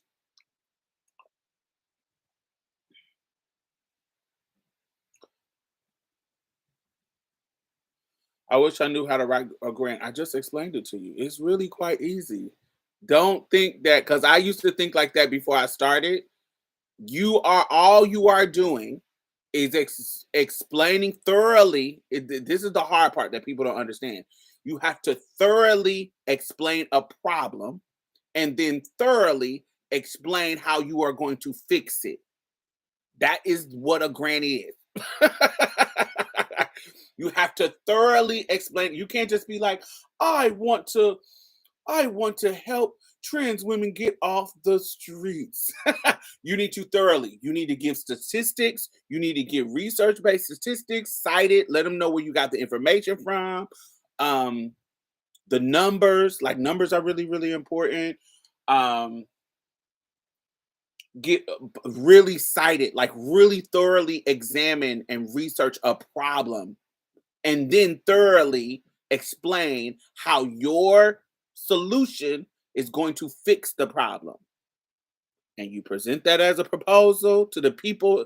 That foundation matches your goal. So if this foundation does not match your goal, don't ask them. You can't go to the domestic violent people when they are looking for housing. You got what I'm saying? When you're looking for housing funding, you can't go to, unless you can figure out a way to spin your narrative to fit their goal. It's not hard. Don't let it overwhelm you. It's really, really hard. But also, yes, it's tons of money out here, but it's tons of people trying to go after the money. So don't think it's just like, ooh, free money. It's tons of you get way more no's than yeses when you're writing grants. Okay, let me see. I wish you knew how to write. Da, da, da, da. So, do you ever just sit back and just look at your accomplishments, D, and just be like, "Damn, I am a senior director of a nonprofit and putting on conferences. I'm producing documentaries. It's amazing." Hmm. When people remind me, yes. When people, not me, there's. Let me just say this: there is no goal that I have had that I have accomplished yet. That I've had. I have been brought on to do, well, the film part was accomplishment. But even that, I was brought on to do it. I didn't it's my thing is I never had the resources to do what I want to do. And I never had people to come and invest the coins in me doing what I want to do. So that film situation, that just was somebody doing something that never had been done. And nobody has ever said, "Oh, I got some money for you to come do a film about black trans women and black cis men and the relationship with violence, anti-trans violence." I was like, "What? That's a perfect. I've been wanting to do that. Great." So when I think about it, um, yeah, I think I'm proud of myself, but I'm also I'm a part of a team at my organization. It's a big team. It's not a big team, but there's a bunch of people there. Not a bunch. We're like a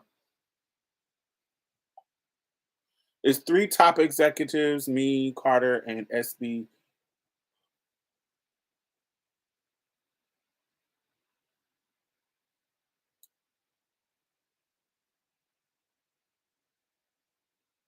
It's like 12, 13 of us. 13 of us.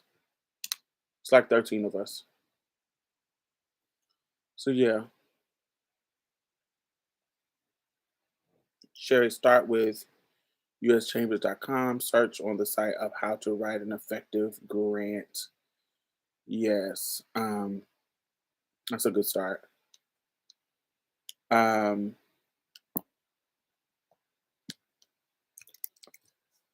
my BS is in public health and program development was one of the hardest classes I took. It's like putting together a 100-piece puzzle. It is. You gotta. It takes practice, but it's not. It's just being super thorough. That's what makes it kind of difficult. But but another element too. Yes, if you talk about government grants, those are long, hard, and not the good kind of long hard. They're just bad. They're long, hard, and it's very detailed. But there are some grants, some money you can get while just writing them a letter. It won't be a lot, but you can get. I done wrote something to somebody and got $20,000, $50,000. Well, I just wrote them a paragraph. So it ain't certain people. Another element is you have to be in the work as well. For you to get in good with people, they gotta see you and you gotta be visible and you gotta be out here doing the work and doing your damn thing. You gotta be out here doing stuff and active organizing. When they see you actively organizing and they can see that you are doing the work, it validates you so they can trust you. Like you're not just out here scamming. Like you can, like you gotta get in the work.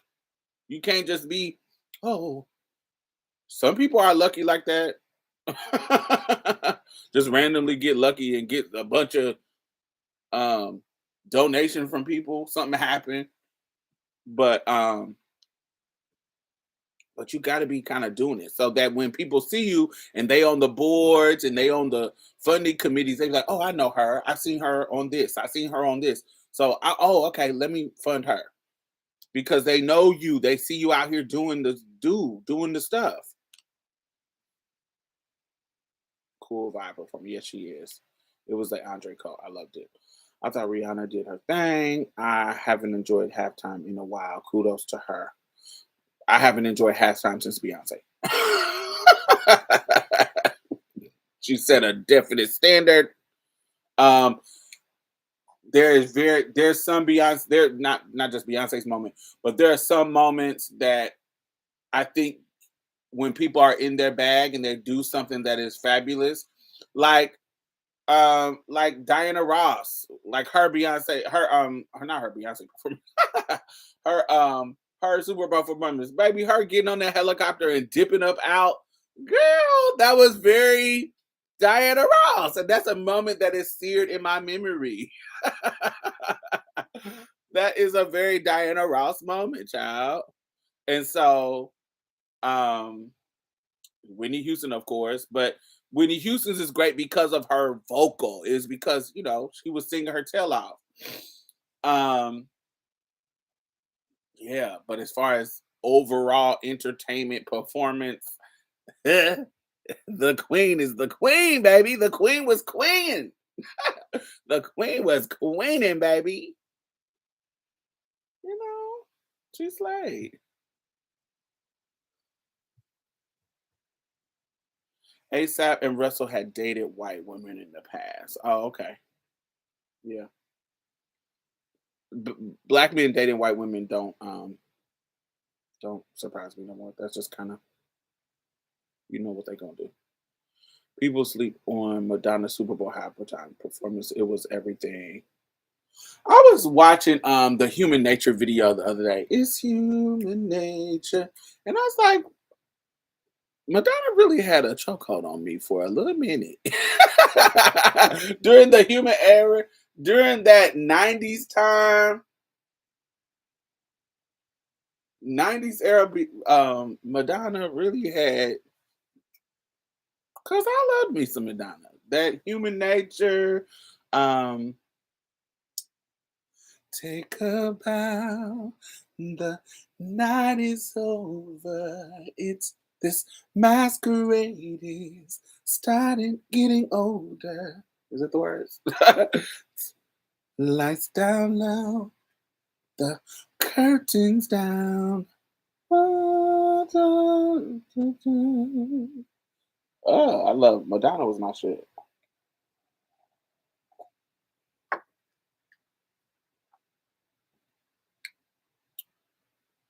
Are you going to the Renaissance tour? I am not, darlings. I am not. I am not a um I'm not a crowd. I don't like that. I don't like that. Yeah. I don't enjoy the music in that space. I like intimate settings. The last person I went to see in a like a in a to go see them perform was Emily King, and it was perfect. It wasn't tons of people. It was a here in Houston. We have a place called the White Oak Hall, and performers come there, and oh, it was such a great performance. It was a people, but it wasn't like a. Ugh. I just don't like that. I don't like that vibe. I like a more intimate setting.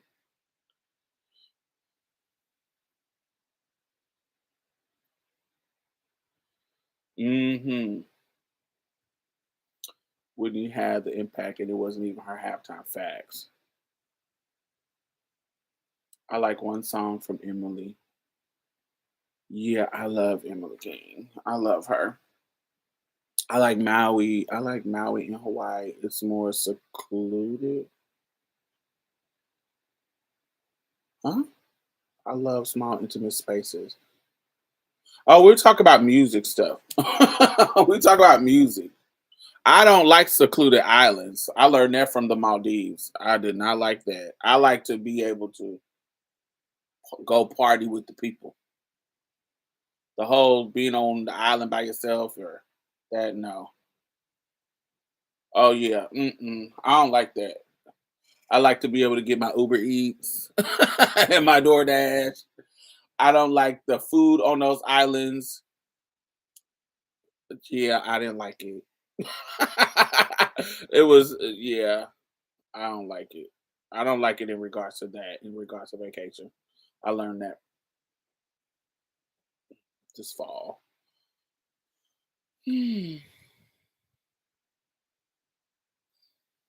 But yeah, the men are not okay. They are tripping about Rihanna having her man in the background. What was she supposed to say? No, put my man in the front. I like Honolulu. Yeah, I've been to Hawaii a lot. I like I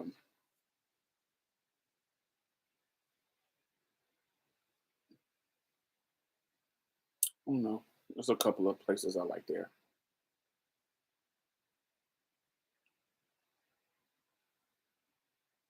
The Maldives is supposed to be the tantric R&R vacation. It is beautiful. It is beautiful, but I just I think everybody should experience it to see if it's what they like. But I learned that it is not what I like. It is I think I've going to the Maldives when I'm older probably would be dope.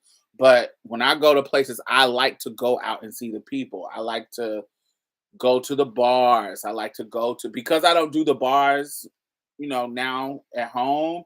When I go out, when I go to experience other places, I wanna see how they do it. I wanna go to their bars and their languages and their social scene. I wanna see that. I don't wanna I don't wanna be on a secluded island. Do it. It was cute in the morning, but once you've been on the beach all day, honey, I got my tan. I want to be in my sexy clothes and partying at the club. I don't want to be, yeah. It just got boring at night because the lights now it's a night. So now what you do? You don't see the prettiness no more. The sun is not up. So now it's time to go and party. That's what I wanted, but that was not happening. You take your ass into that bungalow and go to sleep till the sun goes up tomorrow.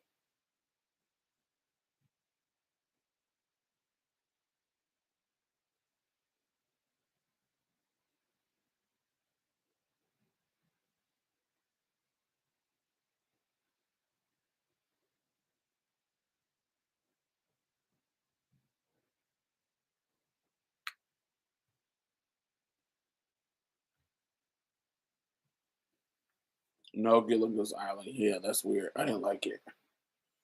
Let me think. What else? What else? What else did I want to talk about? I wanted to talk about Chris Brown, Rihanna, ASAP Rocky, the baby, Chloe. We talked about that.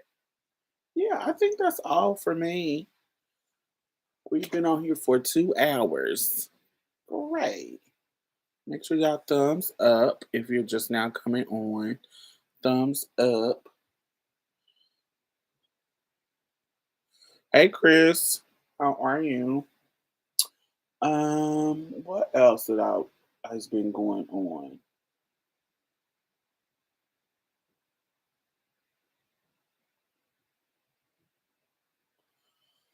My birthday is coming up, and I need to do something. I need to plan something. I want to do something. My brother suggested Idaho, and so we talked about it earlier. That's random, but I do want to visit shit like that. I was thinking about Maine, but I looked up the tickets to go to Maine. Child, it was $900. I was like, ooh, it's high. I wanted to go to Arcadia Park, um, Arcadia National Park, which is in Maine, and I wanted to go up there where it is now. P-O, the toes? Potatoes. Okay, potatoes. What's in Idaho? Potatoes, yes. Idaho has some beautiful scenery, and I like that. You'll like Idaho better in the summer. I said potatoes, potatoes. Yeah, but I want to go somewhere cold, so that's why I was thinking about Maine because yeah, I wanted to go to Maine. I want some. I will. It's something. I have a dream of sitting on the porch of a bed and breakfast with blankets and winter clothes on, drinking drinking hot cocoa, and eating clam chowder. And nobody else wants to do that but me. None of my friends want to go to tropical places.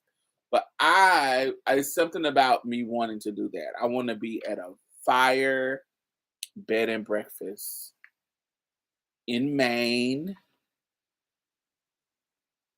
with a waterfront bed and breakfast, not just a bed and breakfast in the town, but like a fancy waterfront one where you can see the Atlantic Ocean and it's cold, so you got your little warmer on, your little clothes on, and you eating your clam chowder, hot cocoa maybe.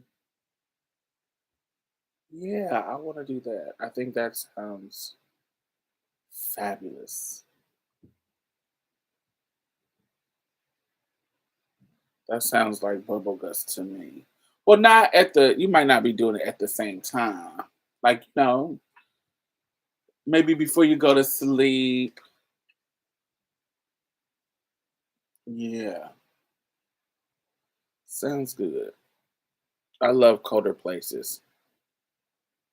I just want to experience that. Make me feel like I'm Martha Stewart. Martha Stewart or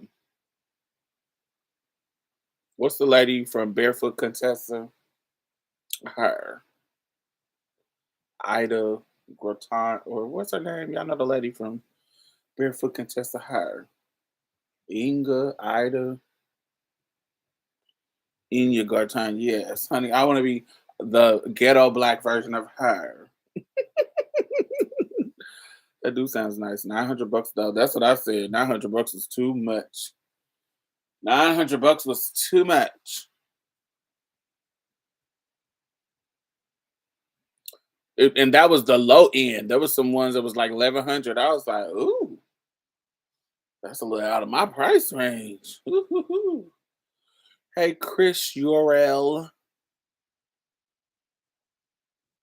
Yeah, that is out of my price range.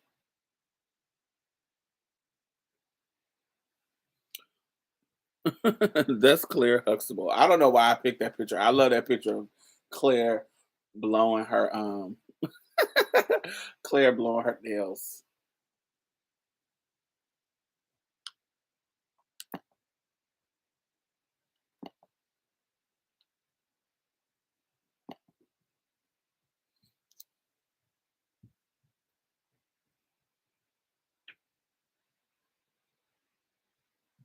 Yeah, that's okay. Inga Garton is my rich bitch fantasy. Yeah, I like her more than I like her and Martha Stewart, but it's something about Inga that just it feels sickening. It feels like, honey, I got my husband, honey. I'm doing my thing. We're happy, secluded, getting our life. I'm fixing him his little favorite meals. I have a couple of people over. It's not them big like Martha. Martha gives like she's gonna give you a big lavish party. She got Oprah type of house. Inga looked like she got a little house because I don't need a bunch of people over here. And here we gonna do this. We gonna do this with our little friends. Maybe six people, maybe four, usually two. I love that. I do not watch Housewives. No, I'm sorry. It started to get boring. I think the last time I watched I definitely don't watch none of them, you know.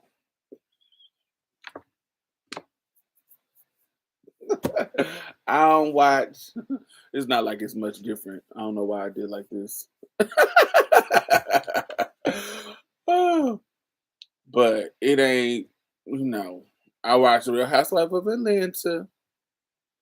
That's the one that I did watch. And the last time I watched that was I don't even remember the last time. I ain't watched the last couple of seasons. Yes, Inga was the beard.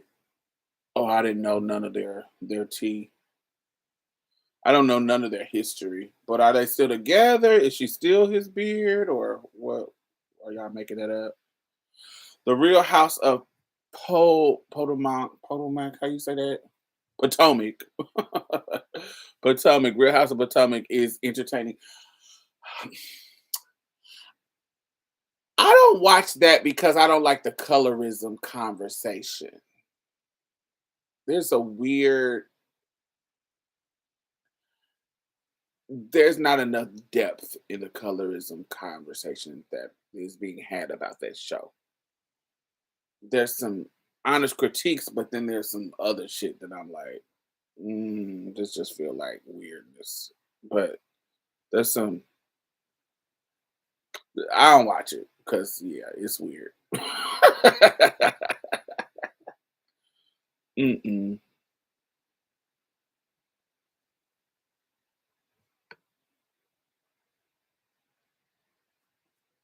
This season is hilarious and ridiculous. Yeah. Yeah. Mm-mm. I think the last season that I watched of Potomac, it probably was maybe the third season. I don't know. Whatever season that girl didn't have an open bar, she threw this little event and it didn't have an open bar. That's what I remember about it. Didn't have an open bar. Somebody. It might have been it's early seasons, like season three. Yep, I can't watch Potomac because they have different energy that makes my face twitch. Yeah, it's weird.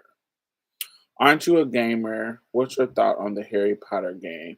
I really haven't been playing games that much, and I'm kind of glad because I probably would be tempted to play Harry Potter because it does look good. My brother's been playing it. He said I would love it, but I'm also not trying to put more coins in J.K. Rowling's pockets. My coin.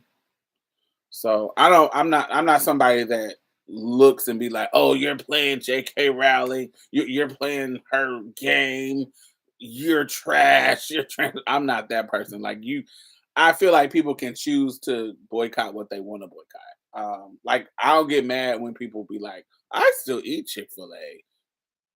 Do I judge you a little bit? Sure. Especially if you're a queer person. Sure. I expect that from the straight people, but when you know that these people actively invest in your demise,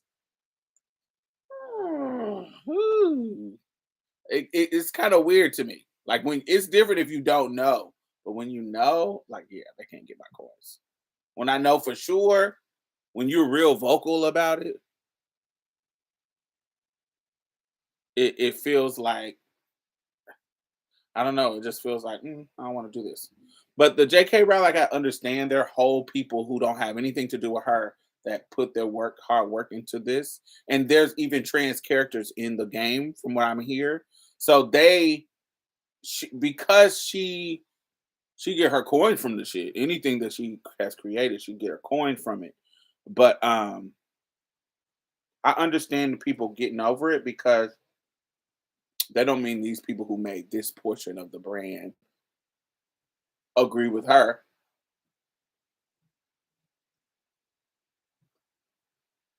So why should they punish? Why should they be punished? It makes sense, but I'm not gonna give my coin.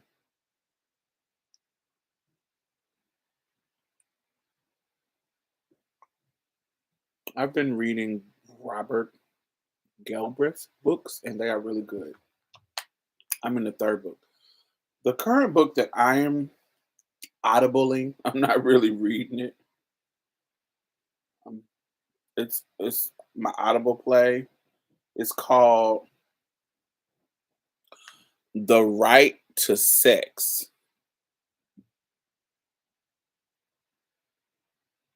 Y'all see it? Is it backwards for y'all or is it straight forward for y'all? The Right to Sex by it is so good. It is mm,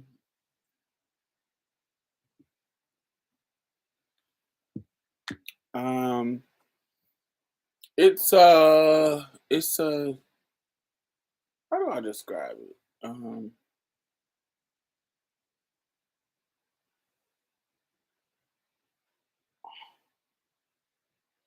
Feminism in the 21st century.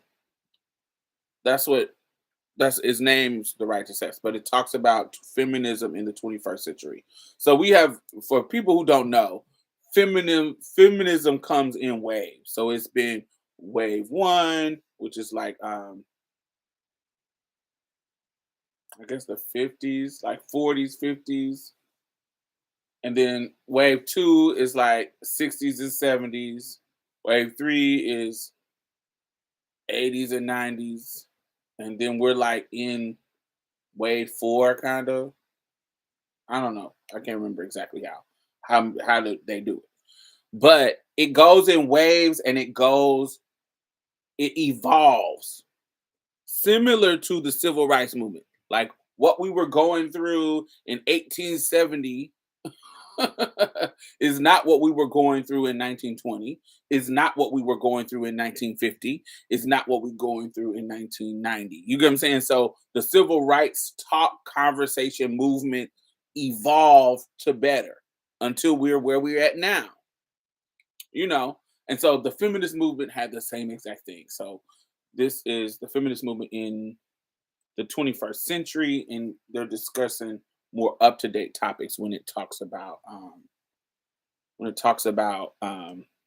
where the current feminist movement is, things we are talking about, and this is one of the first feminist books that I've read from a young person, from not from a young person, that's not the right word. From a this feels like a younger person. Like usually feminist books, they're in there.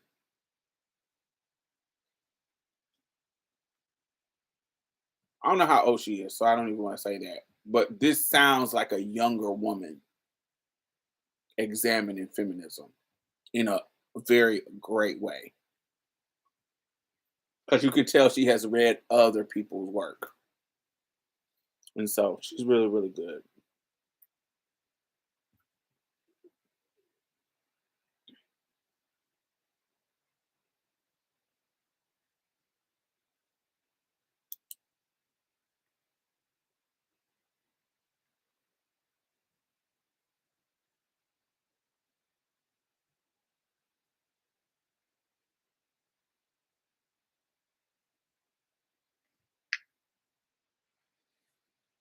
So that's the book that I'm reading.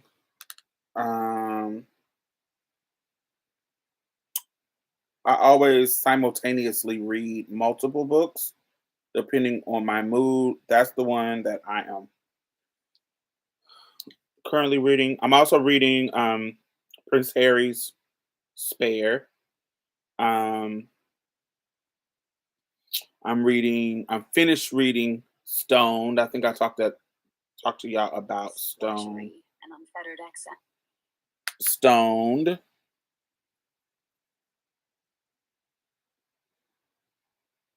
which I love. The Prince Harry book is love so far. It's lots of tea being spilled. I think I'm on. Let me look at his book. and I mostly coexisted. He had trouble communicating, trouble listening, trouble being intimate. I'm on chapter 10 with his book. So far, so good. Um, there's another book called from Derica Parnell called "Becoming an Abolitionist." Reciting.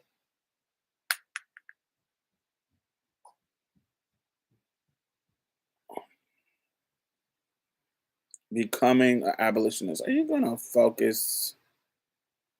Becoming an Abolitionist by Derica Parnell. Derecka. Parnell, Purnell. So, um, Derica Parnell. Yeah, those are the four books that I'm currently reading. What Stone is about? Stone is about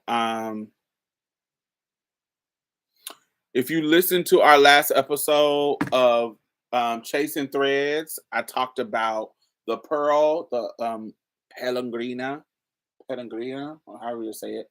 Um, it's about everything that has value it gives you a deep dive education on the history about things that we deem as valuable. For example, like money, pearls, diamonds, Fabergé eggs, emeralds, rubies, whatever stuff that we like, stones and things that we value like that. Not money, but stuff like that, like Fabergé eggs, diamonds, um,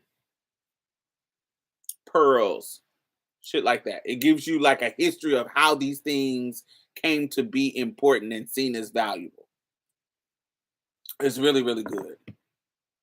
Especially what I kind of knew about the diamonds, like De Beers. How De Beers is the history of diamonds, how they got popular. De Beers basically paid for people to become popular. They created the idea of the engagement ring. You get what I'm saying? Diamonds that last forever. That was a whole why diamonds are popular is a whole marketing scam. Um, not marketing scam, a marketing genius. It worked really, really well. And that's De Beers. Um, but the ones that I didn't know about was the Fabergé eggs. I'm like, yeah, how did these become popular? And it was so many, not so many. It wasn't so many. It was like 9 main ones. And how they came up with their design, you know what I'm saying, like everything of how they were famous and how they got famous, how they got worth a lot of money. And that has a lot of Russian roots in it, so it taught me a lot in regards to that. um yes, a bunch of stuff. Girl, Hazel brought one of those Fabergé eggs home from work to send to Dubai, and I was nervous of it being here because it was so expensive. The older I get, the more I realize marketing can change everything. Absolutely. Yes. Pamela Anderson also dropped a book, lot more tea than the documentary. Oh, work. I want to know how she got hooked up with Mario Van Peebles. When she dropped that name, I was like, "What? You was getting digged down by some fine daddies."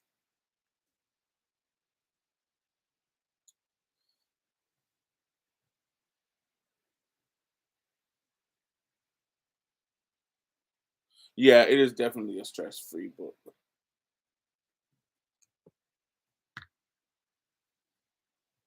Yeah, I put it in. Anytime you see like an Amazon link in my thing, it's to probably some books. Like when I mentioned it in my show notes of on Chasing Threads, that's where it was. I binged all the Crown because of you and Chasing Threads. It was good. The mess was so good. It is messy and so good. Did you binge the whole one or just episode just season 5? You watched the whole thing? I rewatched it the other day, a couple of months back. I rewatched it. I loved it.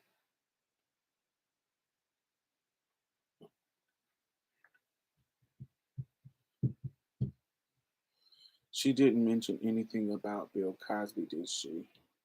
Ooh. Okay, I'll check out your Amazon link. Thank you. No problem.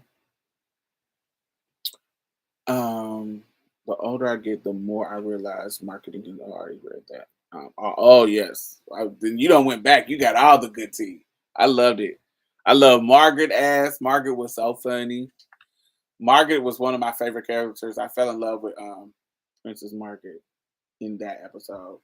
Um, the messy ass. He was messy, but he was a messy queen to me. The king that advocated the throne, he was messy as hell. Um,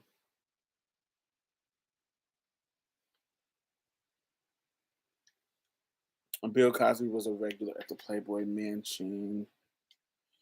She did not Pamela Anderson. She didn't.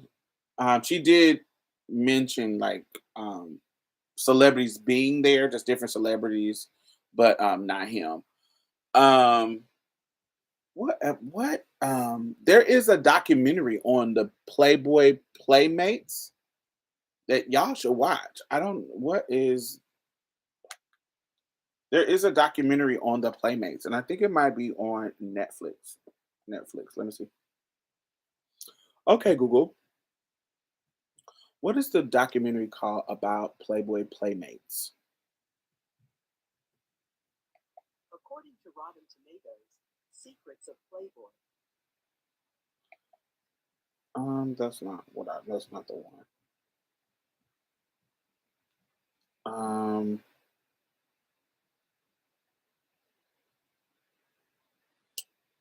Documentary on the Playmates history. According to A&E, Not the the documentary secrets. event, Secrets of No. Playboy, explores the hidden truths behind the fable and philosophy of the Playboy empire through a modern-day lens. The series delves into the complex worldview Hefner created and examines its far-reaching consequences on our culture's view of power and sexuality. That sounds good. I need to watch that, but that's not what I watched. Mine was more it has some racial aspects to it. Like the black girl playmates that were like working at the bunny ranch, like the black girls, how they were how Hugh used to be like, yo, like he used to kick like racists out of his establishment. And how Hugh Hefner funded a lot of civil rights stuff. Like he wasn't just yeah, he got bad rap in regards to not to exonerate him from any of the shit, but when it comes to civil rights stuff, he was on the side of the black folks. Like he was giving them coins to support their causes, which I was surprised to hear. And the black girls who were interviewed for the Playmates, they had nothing but positive shit to say. Is it in the need we need to talk about Bill Cosby? I thought that was fire. That's not what I watched, but that was fire. No, this is one about the Playmates, but I do think that that was good. I think that had some elements to it too, but that was good. But this was one about the Playmates and the history of Playboy. I don't think it was this one. This one sounds good. The Secrets of Playboy. Let me add it to my own.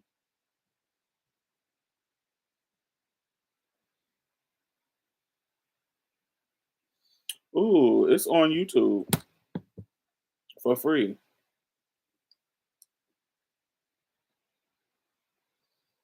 I have to watch it. But there was only a few black playmates. Yes, and they interviewed the ones that were there, and they had nothing but good stuff to say in regards to. They said there were the dudes would be assholes, but they'll also if they were being racist, they would kick them out inside the Playboy Mansion. Yeah.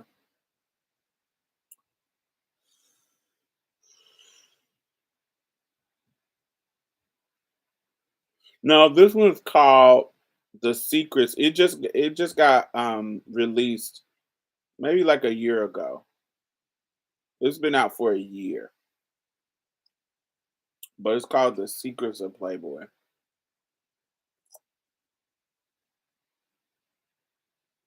It was released in February 22.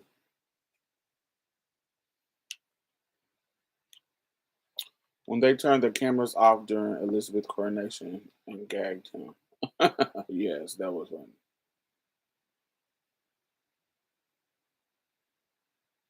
My favorite scene is when Elizabeth said when she was talking to Philip, and it was like the end of a season. I can't remember what season it was, but it was the end. Everybody had been reading her about how they would do this and they would do that. If they were the queen, they would do this. If they were the queen, and she just got frustrated with him one time when he was they were on I think they were on vacation in Africa, and she was like, "Look, I know everybody in this motherfucker think that they could do this job better than me, and maybe if fate had it, you might would have a chance. But that's not how fate had it. The fate has brought this crown on my head. So this is my burden to bear. And I'm gonna do it the way I see fit. Not your way, my way. Because it's my responsibility. It's not your responsibility.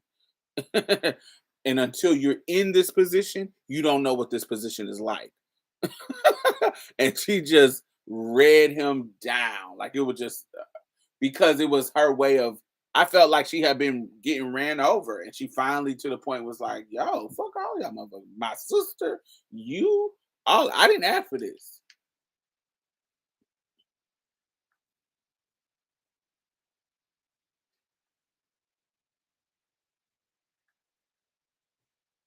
Yes, child.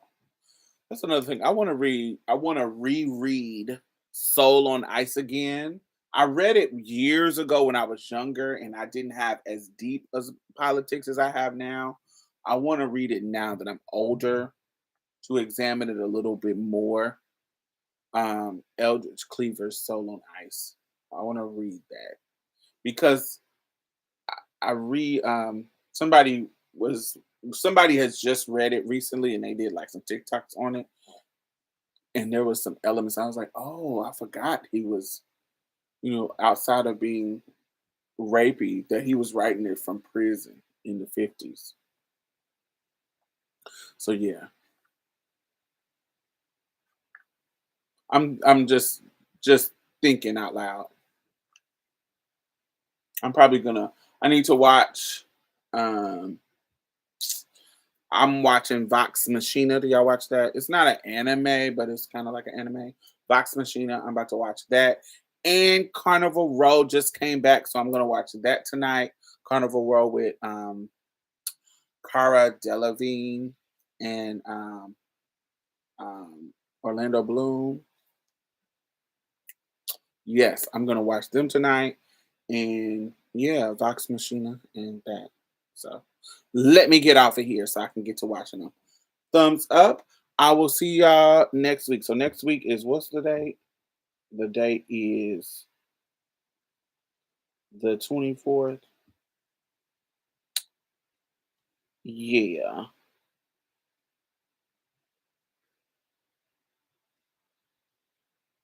Yeah, I think next Friday we'll be watching we'll watch we'll talk I'll talk about Pamela. Do you watch All of Us? I do not. I watch my things that I'm watching now are Last of Us and Carnival Row, Vox Machina, and what else have I been watching? That's about it.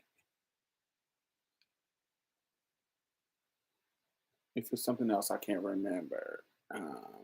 Oh, I've been watching the 1619 Project on Hulu. That's really good. That's been really good. I had stopped watching it and then came back to it. So that's really good. But yeah, I've been watching The Last of Us. It's been so good. So yeah. But all right, y'all. I will talk to y'all next week. Make sure y'all watch Pamela's documentary on Netflix. I will be talking about that next time. I will see y'all. Bye bye.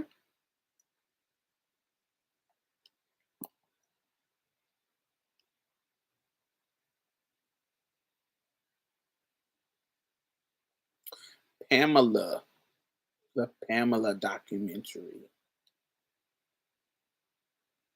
on Netflix.